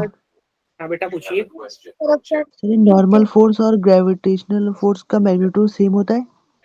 नहीं, हाँ हमेशा नहीं सेम होगा, हमेशा सेम नहीं होगा। कुछ केसेस में सेम होगा, कुछ केसेस में सेम नहीं होगा। किस केसेस में सेम होगा? आमतौर पे मेजॉरिटी ऑफ द केसेस में सेम होगा। किस केसेस में सेम नहीं होगा? जब आप लिफ्ट में जा रहे हो और लिफ्ट ऊपर जा रही है किसी एक्सेलरेशन से, तब आपके ऊपर जो लिफ्ट का फ्लोर है वो नॉर्मल रिएक्शन फोर्स लगाएगा और वो आपके वेट के बराबर नहीं होगा। इसी वजह से जब आप ऊपर की तरफ जाते हो आपको थोड़ा भारी फील होता है, वो नॉर्मल रिएक्शन फोर्स आपके ऊपर लगाता है, आपको पुश करता है और आपको भारी फील होता है। और जब आप लिफ्ट से नीचे आ रहे होते किसी एक्सेलरेशन से तो आपको हल्का फील होता है क्या? Yes sir. हाँ, तो जब आप नीचे आते हो तो नॉर्मल रिएक्शन फोर्स थोड़ा कम हो जाता है, आपके वेट से थोड़ा सा कम लगाता है नॉर्मल रिएक्शन फोर्स। तो इस वजह से जब आप लिफ्ट से नीचे आते हो तो आपको हल्कापन फील होता है। तो नॉर्मल रिएक्शन हर जगह तो सेम नहीं होगा, आपके वेट के सेम नहीं होगा, लेकिन ज्यादातर केसेस में सेम होगा जब आप ग्राउंड पर चल रहे हो। अब ग्राउंड ही उठने लगा, मतलब लिफ्ट का फ्लोर ही उठने लगा या लिफ्ट का फ्लोर ही नीचे जाने लगा, तब नॉर्मल रिएक्शन फोर्स जो लगेगा वो आपको फील होगा, वो आपका वेट होगा। अभी जो नॉर्मल रिएक्शन फोर्स लग रहा है वो आपको फील होगा, वो आपको वेट होगा। तो अभी जो लग रहा है नॉर्मल रिएक्शन फोर्स वो आपके वेट के बराबर है, लेकिन जब आप लिफ्ट से ऊपर जाओगे, लिफ्ट से ऊपर जाओगे या लिफ्ट से नीचे जाओगे तो नॉर्मल रिएक्शन फोर्स आपके वेट से ज्यादा भी लग सकता है, आपके वेट से कम भी लग सकता है। बात समझ आई क्या? Yes sir. अब कैसे क्या होगा पूरा कैलकुलेशन उसका आगे है, लेकिन हर जगह सेम नहीं होता। अब यहाँ पे देखते हैं। अच्छा, तो आपने बताया कि सर अर्थ लगा रहा है डाउन डायरेक्शन में, और दूसरा फोर्स इन दोनों के सिस्टम पे कौन लगा रहा है? Floor, surface. सरफेस या फ्लोर बोल लो, किस डायरेक्शन में? अपवर्ड, ऊपर की तरफ। अच्छा, अब ये दोनों फोर्सेस की वजह, अच्छा क्या ये बॉडी ऊपर या नीचे मोशन कर रही है बेटा कि रुकी हुई है, स्टेशनरी? रुकी हुई है। अगर ऑब्जेक्ट रुकी हुई है या स्टेशनरी है तो जो टोटल ऊपर का फोर्स होगा R इक्वल होगा टोटल नीचे का फोर्स जो अर्थ लगा रही थी capital M plus small m into g के बराबर होगा, capital M plus small m into g के बराबर। तो यहाँ पे जो नॉर्मल रिएक्शन फोर्स है वो इन दोनों के वेट के, इन दोनों के ऑब्जेक्ट के वेट के बराबर होगा। नहीं समझ में आई बात?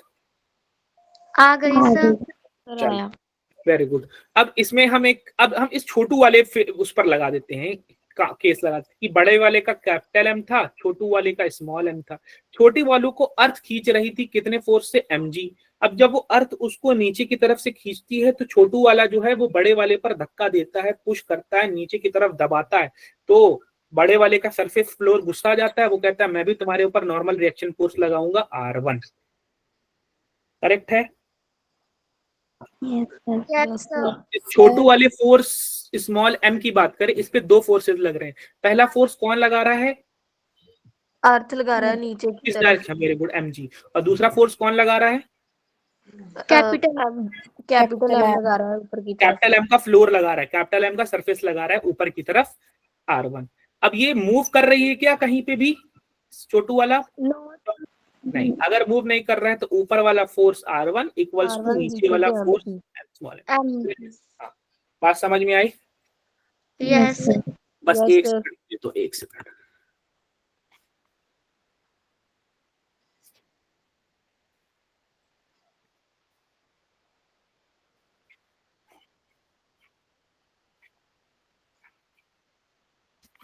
चलो अब बड़े वाले पे बात करते हैं कि अब हम देखेंगे बड़े वाले पर। बड़े वाले का कैपिटल M है और जो छोटू वाला है स्मॉल m उसको अर्थ खींच रही है, जिसकी वजह से वो इस बड़े वाले को ऊपर से धक्का दे रहा है। कितना धक्का दे रहा है? जितना इसका वेट है उतना ये धक्का दे रहा है बड़े वाले को नीचे की तरफ। करेक्ट है बात? यस। और इस बड़े वाले को खुद भी तो अर्थ खींच रही है कैपिटल mg। तो हम छोटे वाले का नहीं केस पढ़ रहे हैं, हम सिर्फ बड़े वाले का केस पढ़ रहे हैं। उस बड़े वाले को ये जो छोटा वाला है वो नीचे की तरफ अपना वेट, अपना भार, अपना दबाव डाल रही है, कितना? mg। तो एक तो फोर्स ऊपर से आ रहा है, इसके ऊपर नीचे की तरफ पुश आ रहा है, धक्का दे रहा है, वेट आ रहा है छोटू वाले फोर्स का mg। एक खुद अर्थ इसको खींच रही है कैपिटल mg, और एक ग्राउंड जो है, सरफेस जो है, इसके ऊपर नॉर्मल रिएक्शन फोर्स लगाएगी ऊपर की तरफ, मान लेते हैं n2। करेक्ट है बात यहाँ तक? Yes sir. अब ऊपर की तरफ लग रहा है सिर्फ और सिर्फ n2 और नीचे की तरफ लग रहा है स्मॉल mg, और नीचे की तरफ इस ऑब्जेक्ट पर बात हो रही है बेटा, ये बात ध्यान रखना। ये जितने भी फोर्सेस लगा रहे हैं वो किस पर बात हो रही है? इस ऑब्जेक्ट पर जो भी फोर्सेस लग रहे हैं उसकी बात हो रही है। ये चीज ध्यान में है तुम लोगों के? Yes sir. तो इस ऑब्जेक्ट पर नीचे की तरफ mg और एक नीचे की तरफ और है कैपिटल mg। तो ये आपने, हाँ, capital M G small M G, दो फोर्सेज नीचे की डाउनवर्ड डायरेक्शन और एक फोर्स ऊपर की तरफ अपवर्ड डायरेक्शन। अब चूंकि ये मूव ऊपर या नीचे कर नहीं रहा है तो total upward force is equal to total downward force हो जाएगा। बात समझ में आई क्या? Yes sir. चलो बहुत अच्छे। अब उसके बाद यहाँ पर आपको रिजॉल्व करना भी हमने सिखाया है, रिजॉल्व करना भी सिखाई देते हैं और आपको पहले भी सिखाया हुआ था रिजॉल्व करना। कि अगर हम मान लेते हैं कि एक बॉडी है जिसका मास है m, तो होगा क्या कि इसके ऊपर एक ग्रेविटेशनल एक्सेलरेशन लगेगा g, और ये जो बॉडी इंक्लाइन प्लेन पर रखी है उसका इंक्लिनेशन थीटा है। अब हम थोड़ा ध्यान से देखेंगे कि ये मेरा काम का नहीं है, क्योंकि मुझे प्लेन के अलोंग एक्सेलरेशन चाहिए और प्लेन के परपेंडिकुलर एक्सेलरेशन चाहिए, वो मेरे काम का है। तो इससे पहले भी हमने रिजॉल्व कर रखा था और अभी भी हम यहाँ पर रिजॉल्व करेंगे। क्यों रिजॉल्व करेंगे? क्योंकि जो इसका मोशन होगा ना वो इस प्लेन की लाइन में, ये वाली जो लाइन है ब्लू वाली लाइन, येलो वाली लाइन, उसी के अलोंग मोशन होगा। तो हमें चाहिए फोर्सेस इसी ब्लू वाली लाइन के अलोंग। तो हम क्या करेंगे कि हम फोर्सेस को रिजॉल्व करेंगे, ताकि जो फोर्सेस आ जाएं वो उस येलो वाली लाइन के अलोंग आ जाएं, तो उस येलो वाली लाइन के अलोंग इक्वेशन बन जाए, क्योंकि मोशन इसी येलो वाली लाइन के अलोंग हो रहा है। समझ में आई बात क्यों कर रहे हैं हम? Yes sir. अब यहाँ पे ध्यान दो कि यहाँ पर एक छोटा सा ट्रायंगल बन रहा है, ये जी है नीचे की तरफ और ये ऐसे ऐसे बन रहा है। ये थीटा हो गया, ये 90 हो गया, तो ये वाला कितना हो जाएगा बेटा? 90 प्लस थीटा। 90 plus theta. अगर ये 90 है थीटा है तो तीसरा वाला एंगल x मानो और तीनों का एडिशन करो। पहला एंगल x, दूसरा एंगल थीटा, तीसरा एंगल 90, तीनों एंगल का एडिशन हो जाता है किसी ट्रायंगल में 180। अब इसको सॉल्व करेंगे, 90 उधर जाएगा, 180 से सब्ट्रैक्ट होके 90 हो जाएगा, थीटा उधर जाएगा, नेगेटिव हो जाएगा। तो x की वैल्यू कितनी हो गई? 90 माइनस थीटा। फिर से समझाऊं? सर आगे सर। x की ये वाला एंगल कितना हो जाएगा बेटा? 90 माइनस थीटा हो जाएगा। बात समझ में आई क्या? Yes sir. Yes sir. अब आप आराम से काम कर सकते हो कि सर ये परपेंडिकुलर प्लेन है और ये डाउनवर्ड डायरेक्शन में g का एक्सेलरेशन लग रहा है, और ये जो g है वो इस प्लेन से, इस लाइन से 90 माइनस थीटा का एंगल बना रहा है। तो सर इस प्लेन के अलोंग एक कंपोनेंट हो जाएगा, इसका प्लेन के अलोंग कंपोनेंट हो जाएगा और एक कंपोनेंट प्लेन के परपेंडिकुलर हो जाएगा। तो जो प्लेन के अलोंग होगा जिसके साथ वो एंगल बना रहा है वो कितना हो जाएगा? कैसे लिखूं? जी cos 90 minus theta. Very good, g cos 90 minus theta. और जो प्लेन के परपेंडिकुलर है जिसके साथ एंगल नहीं बना रहा है उसको क्या लिखूं? G sin g 90 90 minus theta. अच्छा, साइन 90 माइनस थीटा क्या हो जाता है? Cos theta. हाँ, तो g cos थीटा। और g cos 90 माइनस थीटा क्या हो जाता है? G sine theta. g sin theta. तो ये जो इसके ऊपर एक्सेलरेशन लग रहा है इसको हमने दो हिस्सों में बांट दिया है, दो हिस्सों में रिजॉल्व कर दिया है। वो दो हिस्से कौन से हैं? एक अलोंग द प्लेन हो जाएगा g sin थीटा और एक परपेंडिकुलर टू द प्लेन हो जाएगा g cos थीटा। करेक्ट है बात? Yes sir. अब एक बात Yes. बताओ, हाँ, अब एक बात बताओ कि ये जो छोटा सा मास है वो इस प्लेन के फ्लोर को दबा रहा है, धक्का दे रहा है, नीचे की तरफ पुश कर रहा है, कितने एक्सेलरेशन से, कितने मास, कितने फोर्स से? mg cos, क्योंकि एक्सेलरेशन इस प्लेन के परपेंडिकुलर जो धक्का है g cos थीटा है, तो इस प्लेन के परपेंडिकुलर जो फोर्स हो जाएगा वो mg cos थीटा हो जाएगा। करेक्ट? Yes sir. तो अब ये जो छोटू सा मास है प्लेन को परपेंडिकुलरली, प्लेन के परपेंडिकुलर में दबा रहा है, धक्का दे रहा है नीचे की तरफ, तो इस इंक्लिनेशन प्लेन का सरफेस गुस्सा जाएगा और वो भी परपेंडिकुलर डायरेक्शन में इसके ऊपर क्या लगा देगा? Normal reaction force. ऐसा ही होता है क्या? यस हाँ, ठीक है। और तो कुछ इसमें हमको बनाने की जरूरत नहीं है, तो ये सारी चीजें हमने इसमें बना दी है, तो रिजॉल्व करना भी आपने सीख लिया। अब सबसे इंपॉर्टेंट कॉन्सेप्ट आ जाओ, यहां से अब आपका न्यूमेरिकल शुरू होगा कि the force of tension acts on a body in A direction away from the point. तो अगर आप किसी ऑब्जेक्ट के ऊपर कभी भी कोई रस्सी कनेक्ट करके, स्ट्रिंग कनेक्ट करके उस ऑब्जेक्ट को खींचते हो, तो जो भी उस रस्सी के अंदर फोर्स आएगा उस फोर्स को हम बोलते हैं टेंशन। और टेंशन जो लगता है ना बेटा, वो हमेशा अवे फ्रॉम द बॉडी, इस बॉडी से दूर जाता हुआ टेंशन लगेगा। आप यहां से पकड़ करके खींच रहे हो तो ये आपसे भी दूर जाता हुआ टेंशन लगेगा। यानी कि इस ऑब्जेक्ट में जो फोर्स ऑफ टेंशन लग रहा है, रस्सी जो टेंशन लगा रही है वो ऑब्जेक्ट से दूर, ये ऑब्जेक्ट को खींचेगी, दूर ले जाएगी, पकड़ कर खींचेगी, चलो राइट साइड में। और आपने क्या किया है, आपने रस्सी को खींचा है किधर, अपनी तरफ कि पुश किया है? सर अपनी तरफ। अपनी तरफ की। आपने रस्सी पे फोर्स लगाया, चलो इधर चलो, अपनी तरफ आओ, राइट साइड आओ, तो रस्सी क्या करेगी, आपको खींचेगी, आपके ऊपर रिएक्शन फोर्स लगाएगी, किस डायरेक्शन में, लेफ्ट डायरेक्शन में कि राइट डायरेक्शन में? लेफ्ट डायरेक्शन में। आपने रस्सी को किधर खींचा, डायग्राम के अकॉर्डिंग बनाना, बताना, राइट में खींचा कि लेफ्ट में खींचा? राइट। राइट में। तो रस्सी आपको खींचेगी, रस्सी आपके ऊपर टेंशन लगाएगी, रस्सी आपको खींचने की कोशिश करेगी, वो किस डायरेक्शन में करेगी, लेफ्ट में। तो जो टेंशन फोर्स होता है ना बेटा, हमेशा अवे फ्रॉम द बॉडी होता है। The force of tension acts on the body in the direction away from the point of contact, हमेशा अवे लगता है। दूसरी चीज कि ज्यादातर केसेस में हम रस्सी देखेंगे कि रस्सी क्या है, मासलेस, उसका मास होता तो है लेकिन हम बहुत ही निग्लिजिबल मास मानते हैं और हम कह देते हैं इसका कुछ मास ही नहीं है। तो मास, रस्सी के मास को, रस्सी का किलोग्राम को या ग्राम को कंसीडर ही नहीं करेंगे, निग्लिजिबल मानेंगे। और फ्रिक्शनलेस, रस्सी में फ्रिक्शन तो होता है लेकिन काफी कम होता है, बहुत कम वैल्यू होती है और हम उसको बहुत कम मान करके उसको फ्रिक्शन को हम क्या कहेंगे कि निग्लिजिबल है, ना के बराबर है। तो हम रस्सी के मास को इग्नोर करके कैलकुलेशन लगाएंगे और रस्सी के फ्रिक्शन को इग्नोर करके कैलकुलेशन लगाएंगे ताकि हमारा कैलकुलेशन हेक्टिक ना बने, आसान बने। और जेईई मेंस का जो पूरा सिलेबस है वो हर जगह रस्सी के मास को, हर जगह नहीं, मोस्ट ऑफ द जगह रस्सी के मास को इग्नोर करके और रस्सी के फ्रिक्शन को इग्नोर करके आपको कैलकुलेशन या क्वेश्चन देता है, जिसकी मदद से आप आसानी से कर सकते हो। इंक्लूड करोगे तो हो तो जाएगा लेकिन बहुत मुश्किल हो जाएगा, इतना आपको करने की जरूरत नहीं है। अच्छा, अगर रस्सी, अच्छा तो मासलेस और फ्रिक्शन होता है, मासलेस और फ्रिक्शनलेस होती है, ठीक है। तो इससे क्या होता है, tension at each point will be different depending on the acceleration, ठीक है। अच्छा, मासलेस होता है तो the tension through out the string remains constant, यानी इस पूरी की पूरी रस्सी में मासलेस और फ्रिक्शनलेस मानने की वजह से पूरी की पूरी रस्सी में टेंशन हर जगह सेम होगा। इस पॉइंट पे भी टेंशन टी, इस पॉइंट पे भी टेंशन टी, इस पॉइंट पे भी टेंशन टी, इस पॉइंट पे भी टेंशन टी। किसी भी पॉइंट पर हम टेंशन की बात करें तो उसकी वैल्यू टी है, ना कि T1, ना कि T2, ना कि T3, ना कि T4। हर जगह हर पॉइंट पर टेंशन क्या होगा, सेम। ये तब है कब, जब हम उसको क्या माने, फ्रिक्शनलेस एंड मासलेस। मासलेस माने और के और फ्रिक्शनलेस माने, ठीक है।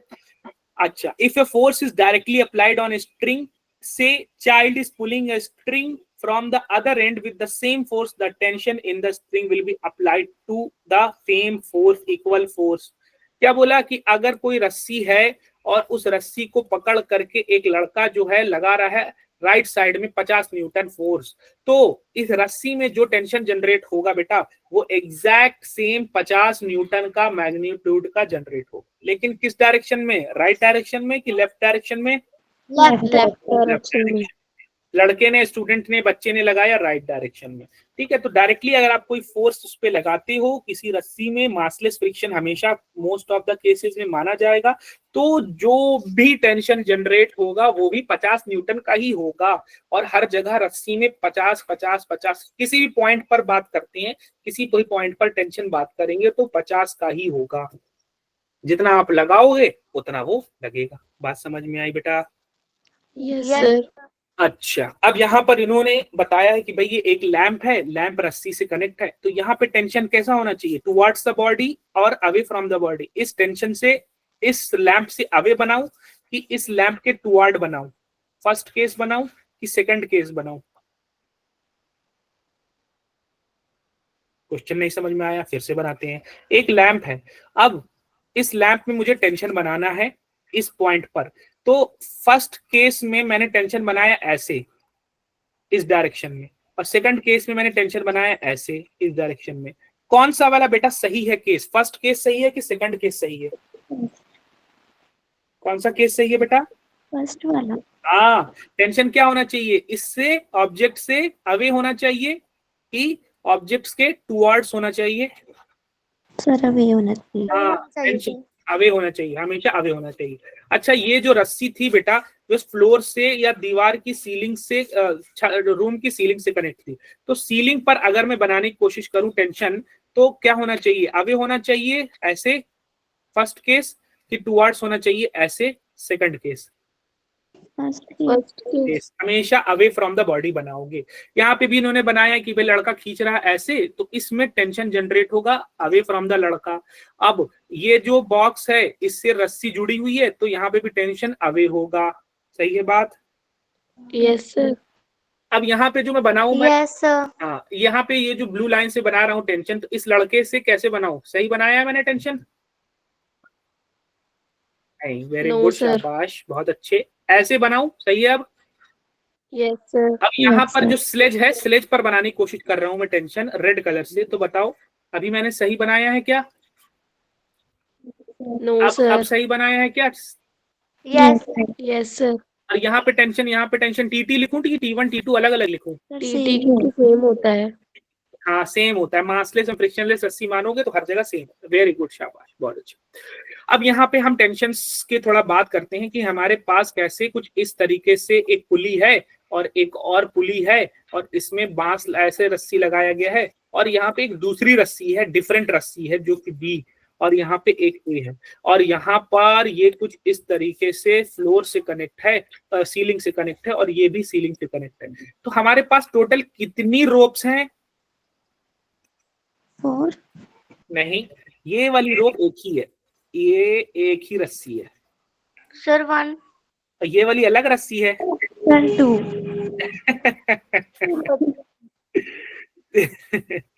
और ये वाली अलग रस्सी है,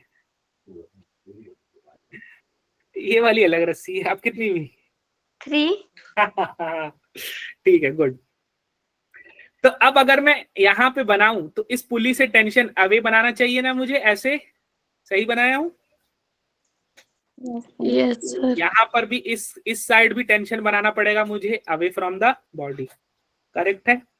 यस सर।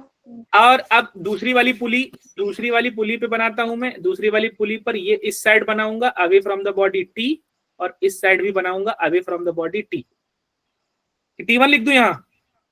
नहीं सर सर। टी। अब यहां पर बनाता हूं, हाँ इस बॉक्स ए पर बनाता हूं। तो अभी सही बनाया है क्या मैंने? No, sir. No sir. हाँ, अब कितना बनाऊं? T1। T sir.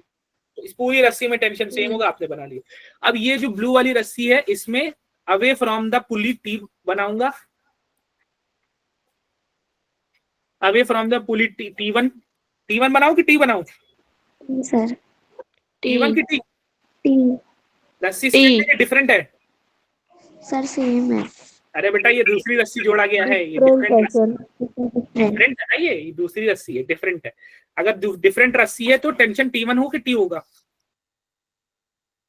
T1. T1 होगा।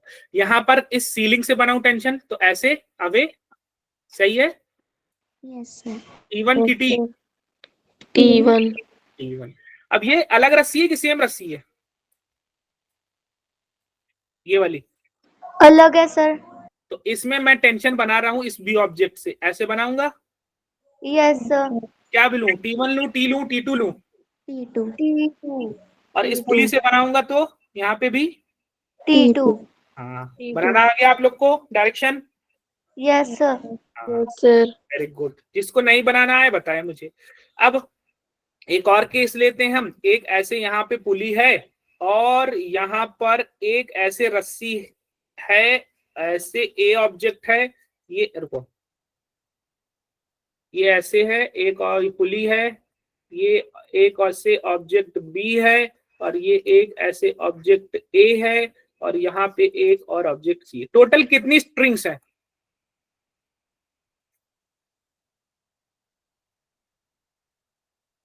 कितनी रस्सियां हैं यहाँ पर? Sir, 3. वेरी गुड, ये स्ट्रिंग नंबर 1 हो गया, ये वाली स्ट्रिंग नंबर 2 हो गया, और ये वाली स्ट्रिंग नंबर 3 हो गया। तुम लोग पहचान नहीं पा रहे हो क्या कितनी रस्सियां हैं? Sir, आप पहचान गए.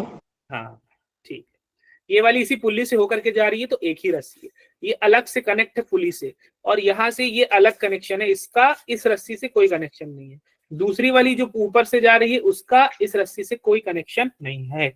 एक बार और अब तुम लोग बताओ कितनी रस्सियां हैं।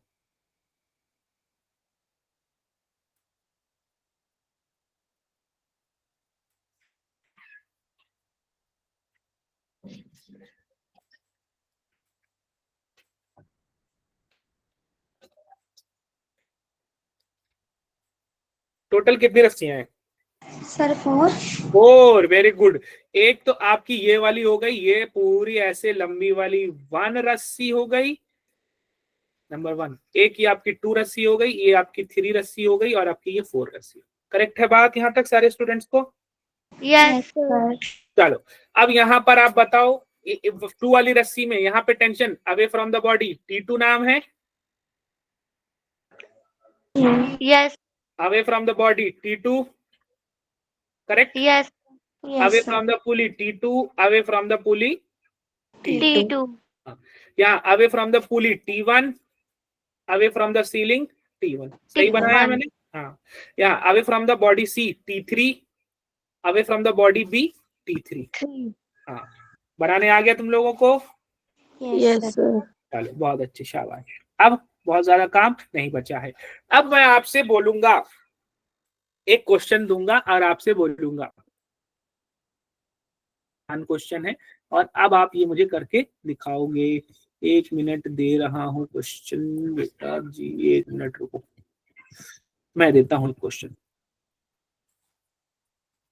चलो अब क्वेश्चन को पढ़ने से पहले हम एक कंडीशन बस पढ़ लेंगे, बहुत आसान कंडीशन है जिसको हम बोलते हैं इक्विलिब्रियम कंडीशन। इक्विलिब्रियम कंडीशन का मतलब होता है कि एक्सेलरेशन 0 है, नेट फोर्स 0 है, ओवरऑल फोर्स जो लग रहा है वो 0 है। अगर एक्सेलरेशन 0 होगा तो 2 कंडीशंस हो सकती हैं। एक कंडीशन हो सकती है कि बॉडी किस में है, रेस्ट में है, चल नहीं रही है, और दूसरी कंडीशन हो सकती है कि यूनिफॉर्म मोशन है। यूनिफॉर्म मोशन का मतलब क्या हुआ, वेलोसिटी फिक्स की नॉट फिक्स? Sir fixed. हाँ, तो वेलोसिटी फिक्स है, उसकी कांस्टेंट वेलोसिटी है, यूनिफॉर्म वेलोसिटी है, और एक्सेलरेशन नहीं लग रहा है, जिसकी वजह से वेलोसिटी ना ही बढ़ रही है ना ही घट रही, तो नेट के मोशन वाला केस होता है। अब उसमें मैं आपको एक डायग्राम दे देता हूं कुछ इस तरीके से कि हुआ क्या कि आपने एक पुली बनाया और ये 2 किलोग्राम की बॉडी ऐसे रखा आपने, और ये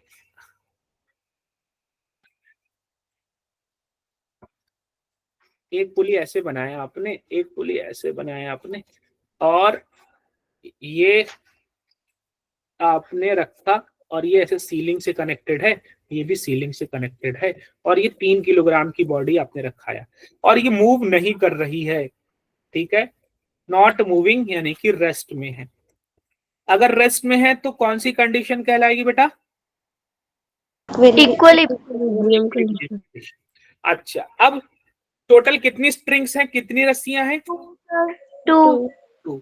एक ये रस्सी मान लो, इसमें tension away from the pulley T1 मान लेते हैं, और यहाँ पर इस रस्सी में टेंशन क्या मानू, अवे फ्रॉम द पुली बनाऊंगा ना? Sir Yes. वो क्या लूं? ऊपर T1 वाली रॉन्ग नहीं है T1 वाला रॉन्ग? सर, वो फर्स्ट वाली ऊपर सीलिंग से, ये एक रस्सी है, वो वे फ्रॉम द सीलिंग आनी थी ना। हाँ तो वो भी बना लो, वो यहाँ बना लो, लेकिन इसकी जरूरत नहीं। Away from the ceiling T1, अब पुली से भी तो अवे रहेगी T1। Yes sir. अब सही है? यस सर, पहले आपने सेम डायरेक्शन में बनाई थी। हाँ, मुझे इसकी जरूरत नहीं, मैं मिटा देता हूँ। अब ठीक है? Yes sir. आपको बनाना बना लो, मुझे जरूरत नहीं, मैं एक ही बनाऊंगा, ठीक है। अब यहाँ वाली जो पुली 1 है, P1 है, या हाँ पुली 1, P नाम दे देते हैं इस पुली का, इसमें इधर साइड रस्सी में टेंशन मैं दे देता हूँ कितना, T2, करेक्ट? Yes, sir.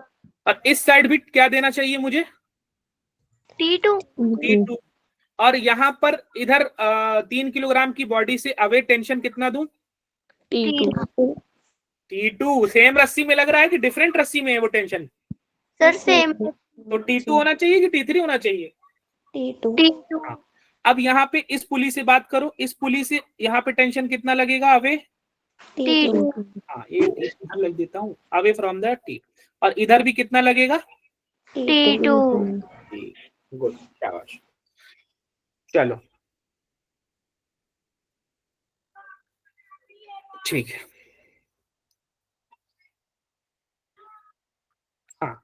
हाँ देखो, लेकिन कंडीशन तो अच्छी है। अब इस ऑब्जेक्ट पर हम बात करते हैं, 3 किलोग्राम वाली ऑब्जेक्ट पर बात करते हैं। क्या अर्थ इसके ऊपर नीचे की तरफ कोई फोर्स लगाएगी क्या? Yes Yes, sir. sir. क्या हो जाएगा फोर्स? अगर मास 3 किलोग्राम है तो फोर्स कितना हो जाएगा? 3G 3G। जी की वैल्यू 10 रख दूं, 30 न्यूटन। और इस ऑब्जेक्ट पर ऊपर कितना फोर्स लग रहा है? 30 न्यूटन। ना, रस्सी के थ्रू ऊपर कितना फोर्स लग रहा है ये बताओ, क्या नाम है? Normal reaction force. Normal reaction force तब लगता है जब वो ग्राउंड से कांटेक्ट में हो। यहाँ कौन किससे किससे कनेक्ट है? वो ग्राउंड से कि रस्सी से है? रस्सी से। सर रस्सी से T2 लग रहा है। हाँ, तो रस्सी में कौन सा लगेगा? टेंशन लगता है, नॉर्मल रिएक्शन नहीं लगता है। बात समझ में आई बेटा? Yes, sir. हाँ, तो अब क्या ये बॉडी मूव कर रही है कि रेस्ट में है? Sir, rest. तो upward force equals to downward force कर दूं क्या? Yes, sir. तो T2 कितना हो जाएगा? 30 Newton. न्यूटन। ग्राउंड से कांटेक्ट में आओगे तो वो नॉर्मल लगाएगा, रस्सी से अगर फोर्स लग रहा है तो उसका नाम नॉर्मल नहीं है, उसका नाम टेंशन है। बात समझ में आई क्या? Yes sir. अब बात करते हैं इस पी वाले पुली की बात करते हैं। पी वाले पुली की बात करूं बेटा, तो बताओ पुली के लेफ्ट में कौन सा फोर्स लग रहा है? ये लेफ्ट हो गया। T2 किस डायरेक्शन में? लेफ्ट। Left. लेफ्ट साइड में डायरेक्शन क्या है इस T2 की? डाउनवर्ड। डाउनवर्ड। Sir, downward. और राइट साइड में जो टेंशन लग रहा है कितना है, किस डायरेक्शन में है? Sir, T2 downward. हाँ, और इस पुली पर ऊपर की तरफ कितना फोर्स लग रहा है अपवर्ड डायरेक्शन में? T1 T1। तो टोटल ऊपर की तरफ फोर्स कितना हो गया? T1.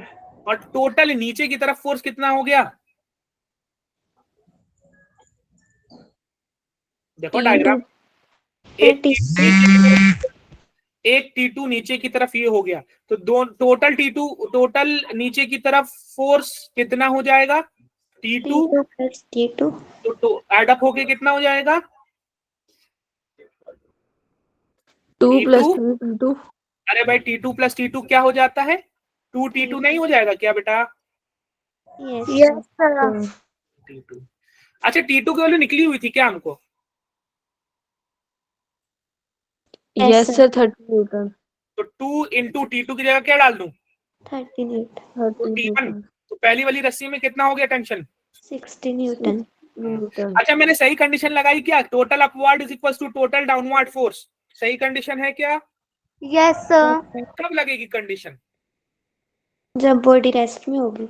हाँ, जरूरी नहीं है, एक और कंडीशन है, जब बॉडी क्या कर रही हो? Motion. Uniform motion. मोशन कर रही है, लेकिन कौन सा मोशन? यूनिफॉर्म मोशन कर रही है। अगर वो यूनिफॉर्म मोशन कर रही है तो एक्सेलरेशन 0 है, अगर वो रेस्ट में है तो एक्सेलरेशन 0 है। और इस कंडीशन को क्या बोलते हैं? Equilibrium condition. इक्विलिब्रियम कंडीशन में total upward force is equals to total downward force. Total rightward force is equals to total leftward force. बात समझ में आई सारे स्टूडेंट्स को? यस। Yes sir. अब लामी थ्योरम देख लो, सबसे मजेदार थ्योरम। इस पे हम एक क्वेश्चन और करा के फिर आज आपका क्लास समाप्त हो जाएगा। एक सेकंड बेटा, लामी थ्योरम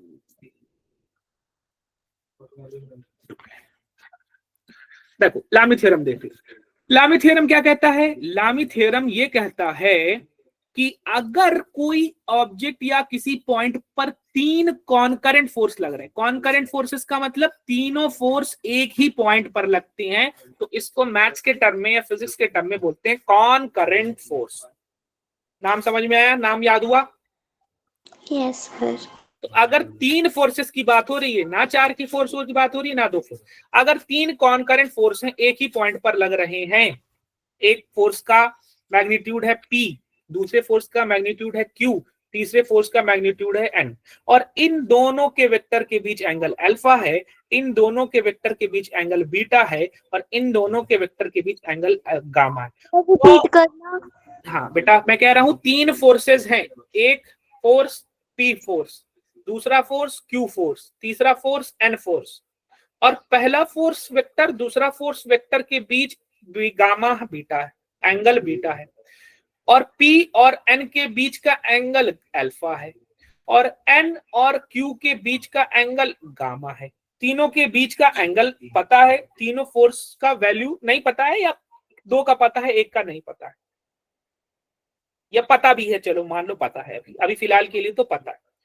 तो ये जब कंडीशन आएगी, जब तीन कॉन्करेंट फोर्स एक ही पॉइंट पर, तीन लगने वाले फोर्सेस आपको पता है, उनका वेक्टर आपने ड्रॉ कर लिया, और उनके बीच लगने वाला एंगल, तीनों का बीच का लगने वाला एंगल पता हो गया, अल्फा बीटा गामा हो गया, और बॉडी किस में हो बेटा? इक्विलिब्रियम। इक्विलिब्रियम का मतलब एक्सेलरेशन क्या हो? 0। फिजिकल। और ये कौन से दो केसेस में होगा? रेस्ट में और और मोशन में, यूनिफॉर्म। यूनिफॉर्म। तो अब लामी थ्योरम कहता है कि जब इक्विलिब्रियम की कंडीशन हो और तीन कॉन्करेंट फोर्सेस हो और उनके बीच लगने वाला फोर्स, उनके बीच लगने वाला फोर्स पता हो और उनके बीच लगने वाले एंगल पता हो, तब आप एक काम करो, पहला फोर्स का मैग्नीट्यूड लो अपॉन साइन अल्फा कर दो, इक्वल्स लो दूसरा, अच्छा सॉरी एक मिनट, सॉरी, पहला फोर्स P लो, P के अपोजिट में कौन सा एंगल है बेटा? गामा। तो साइन गामा कर दो, इक्वल्स लिखो, दूसरा फोर्स Q लो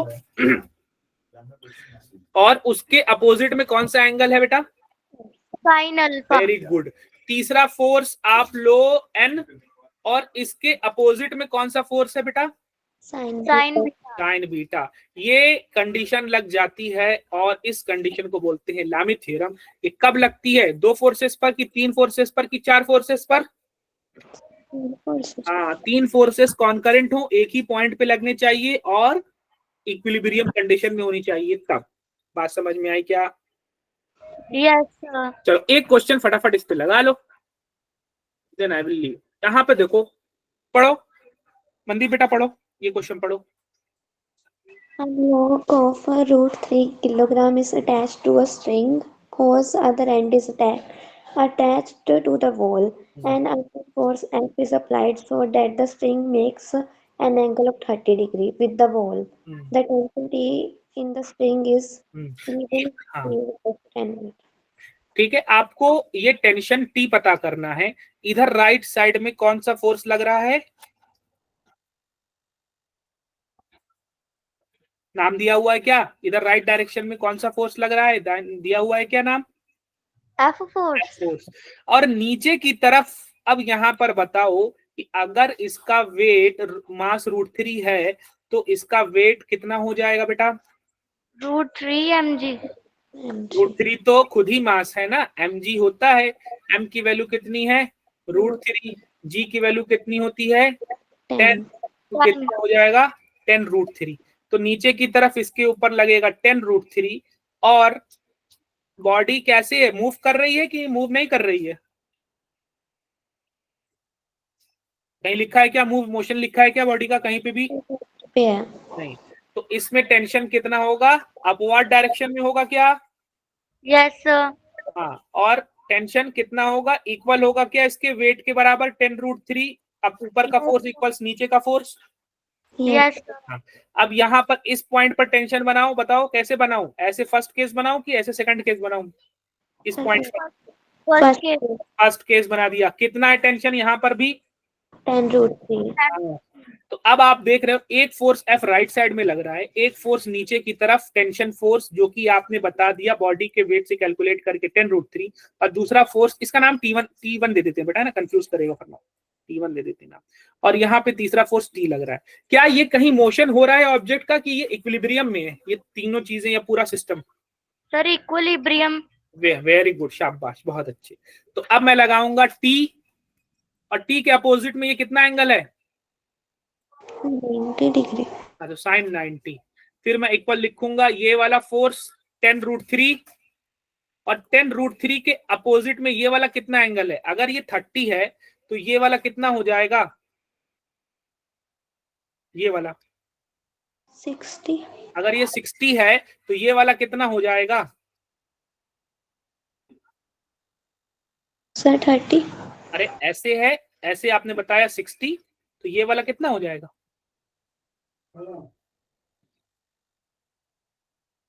ये आप लोग को नहीं पता कि अगर एक लाइन पर इधर से एंगल 60 डिग्री बन रहा है तो दूसरा वाला एंगल ये कितना हो जाएगा? 180 माइनस 60 नहीं होगा क्या? स्ट्रेट लाइन एंगल नहीं?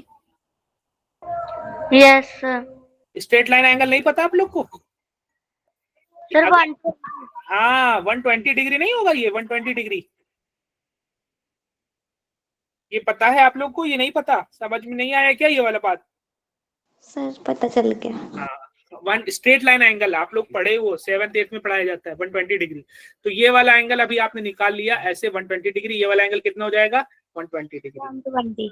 अब बताओ ये 120 है, ये 90 है, तो ये वाला कितना होना चाहिए? टोटल 360 होता है, 360 Yes, sir. हाँ 120 हटा दो तो बचेगा 240, उसमें से 90 हटा दो तो बचेगा कितना? 150। ऐसे ही करते हैं क्या? Yes, sir. टोटल किसी पॉइंट पे टोटल एंगल कितना होता है? 360 होगा ना? Yes. तो एक 120, एक हिस्सा 120 पता चल गया, दूसरा हिस्सा 90 पता चल गया, तो तीसरा हिस्सा कैसे निकालोगे? 360 में से 120 हटा दो और उसमें से 90 हटा दो तो 150 डिग्री हो गए। बात समझ में नहीं आई क्या? हाँ, sir. चलो अब दूसरा फोर्स लिया था मैंने T1 10√3 वाला, इसके अपोजिट में कितना एंगल है? 120. साइन 120। तीसरा वाला फोर्स F है, और बताओ तीसरे वाले फोर्स F के अपोजिट में कितना एंगल है? Sin 150. साइन 150। हालांकि इसकी जरूरत नहीं पड़ेगी। चलो बस इस वाले पार्ट को हम लेता हूं, इस वाले इक्वालिटी को लेता हूं। T अपॉन साइन 90 की वैल्यू क्या है? 1 इज इक्वल्स टू 10√3 लिखो। साइन 120 की वैल्यू क्या है? चलो कैलकुलेट कर लो। साइन 120 को क्या मैं लिख सकता हूँ? साइन 90 प्लस 30 लिख सकता हूँ क्या बेटा? Yes, sir. तो ट्रिग्नोमेट्रिक रेशियो चेंज हो जाएगा और क्या बन जाएगा? cos 30। करेक्ट? Yes sir. और 90 प्लस आता है किस क्वाड्रेंट में? Second. सेकंड क्वाड्रेंट में। साइन को सॉल्व कर रहे हैं तो फाइनल आंसर में पॉजिटिव आना चाहिए कि नहीं? पॉजिटिव। तो cos 30 की वैल्यू क्या होती है? √3/2. √3/2। तो यहाँ पे साइन 120 की फाइनल वैल्यू कैलकुलेट होके कितनी आ गई? √3/2. √3/2 पलट के ऊपर जाके मल्टीप्लाई हो जाएगा। सही है Yes. बात? हाँ, ऊपर से √3 कैंसिल हो गया तो t की वैल्यू ये 10 और ये 2 बचा है, कितनी हो जाएगी? 20। ठीक है, तो आपको कौन सा ऑप्शन सही हो जाएगा? Option A. Option number A. नहीं हो पा रहा है क्या क्वेश्चन? हो पा रहा है सर। हाँ, तो लामी थ्योरम लगाना है। लामी थ्योरम तब लगाओगे जब कितने फोर्सेस लगेंगे? जल्दी से बताओ भाई, मैं क्लास रैप अप करूं। टोटल कितने फोर्सेस लगने चाहिए लामी थ्योरम में? 3। तीनों क्या होना चाहिए? इक्विलिब्रियम में होना चाहिए और कॉन्करेंट होना चाहिए। बात सही है? हाँ चलो, और भी फोर्स है, और भी लामी थ्योरम पे क्वेश्चन होगा, मैं बोल दे रहा हूँ आपको होमवर्क। देखो ये सारे क्वेश्चन हैं, ये लगेंगे, ये सब आपको लगाने की कोशिश करना है। सब तो नहीं लगेंगे लेकिन एटलीस्ट कोशिश तो करना है आप लोगों को लगाने। देखो एक और क्वेश्चन है, ये भी लामी थ्योरम पर है, तो ये आप लोग करके लाओगे लामी थ्योरम। आंसर मैं बता देता हूँ, शायद आंसर 10 न्यूटन आएगा। ठीक है, तो ये आपको करके लाना है। चलो समराइज कर लेते हैं। आज हमने क्या क्या सीखा? आज हमने सीखा फोर्स और उसका हमने क्लासिफिकेशन सीखा। उसके बाद फोर्स एंड क्लासिफिकेशन सीखने के बाद हमने क्या सीखा था? हमने सबसे इंपॉर्टेंट चीज नॉर्मल रिएक्शन सीखा। नॉर्मल रिएक्शन में 3 बातें सीखी कि नॉर्मल रिएक्शन परपेंडिकुलर टू, सबसे पहले किसके परपेंडिकुलर बनाओगे? सरफेस। चलिए सरफेस, या किसका? फ्लोर या ग्राउंड का सरफेस। करेक्ट? Yes sir. दूसरा अगर नहीं बन पा रहा तब किसका? ऑब्जेक्ट का। ऑब्जेक्ट का सरफेस का परपेंडिकुलर बनाओगे। और अगर दोनों नहीं बन पा रहा तब क्या बनाओगे? हॉरिजॉन्टल और परपेंडिकुलर, वर्टिकल में बना देंगे। हाँ, हॉरिजॉन्टल और वर्टिकल में 2 कंपोनेंट्स बनाओगे, जिसका क्या नाम दिया था? दोनों आपस में डिपेंडेंट है कि इंडिपेंडेंट है? इंडिपेंडेंट है। फिर उसके बाद हमने क्या सीखा? हमने सीखा टेंशन। टेंशन के बारे में हम बात करें तो हमेशा कैसे लगता है? अवे की टुवर्ड्स? अवे फ्रॉम बॉडी लगता है। ठीक है, अवे फ्रॉम बॉडी लगता है। दूसरा हम बात करें और हमने क्या बात किया टेंशन में कि अगर मासलेस हो और फ्रिक्शनलेस हो तो through out the rope tension क्या होता है? Same. Same. Through out the rope tension क्या होता है? सेम टेंशन होता है। ठीक है, और अप्लाइड फोर्स, जितना आप फोर्स लगा रहे हो एग्जैक्टली उसी के बराबर होता है टेंशन। करेक्ट है बात? जब इक्विलिब्रियम कंडीशन में, चलो ये वाला भी इसको मत लिखो, ये वाला रिवाइज करना, ये वाला पॉइंट वरना कंफ्यूज हो जाओगे। थ्रू आउट रो। अब उसके बाद हमने और क्या सीखा? हमने सीखा लामी थ्योरम। ठीक है, अब जल्दी से हमको बता दो लामी थ्योरम, अगर कैसे लिखे लामी थ्योरम? अरे अपने से कोई नाम वाम ले लिया करो तुम लोग। मान लो ये P1 फोर्स है, ये P2 फोर्स है, ये P3 फोर्स है, इसके बीच का एंगल A है, इसके बीच का एंगल B है, इसके बीच का एंगल C है। तो चलो बताओ जल्दी से लामी थ्योरम बताओ। PA by P1 by P1 by B. Sine B ना? Sir, Yes, sir. Sin B. हाँ, आगे P2 by sin C P2 by sine C equals equals to P3 by sin A. ये लामी थ्योरम आपने perfectly correct तरीके से आपने बता दिया। और ये वाला क्वेश्चन में स्पेसिफिकली आप लोग को बोलूंगा कि ये वाला करके लाना, ये वाला इसका answer question number 38 let's practice में 12th वाला स्लाइड है, इसको करके लाना, लग जाएगा आसानी से आंसर चलेगा।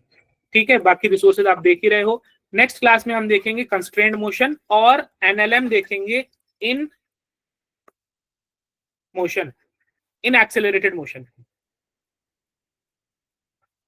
आज तो यूनिफॉर्म मोशन के केस में और रेस्ट के केस में पढ़ाया एनएलएम, और नेक्स्ट केस में हम देखेंगे constraint motion.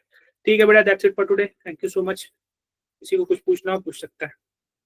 Thank you so much.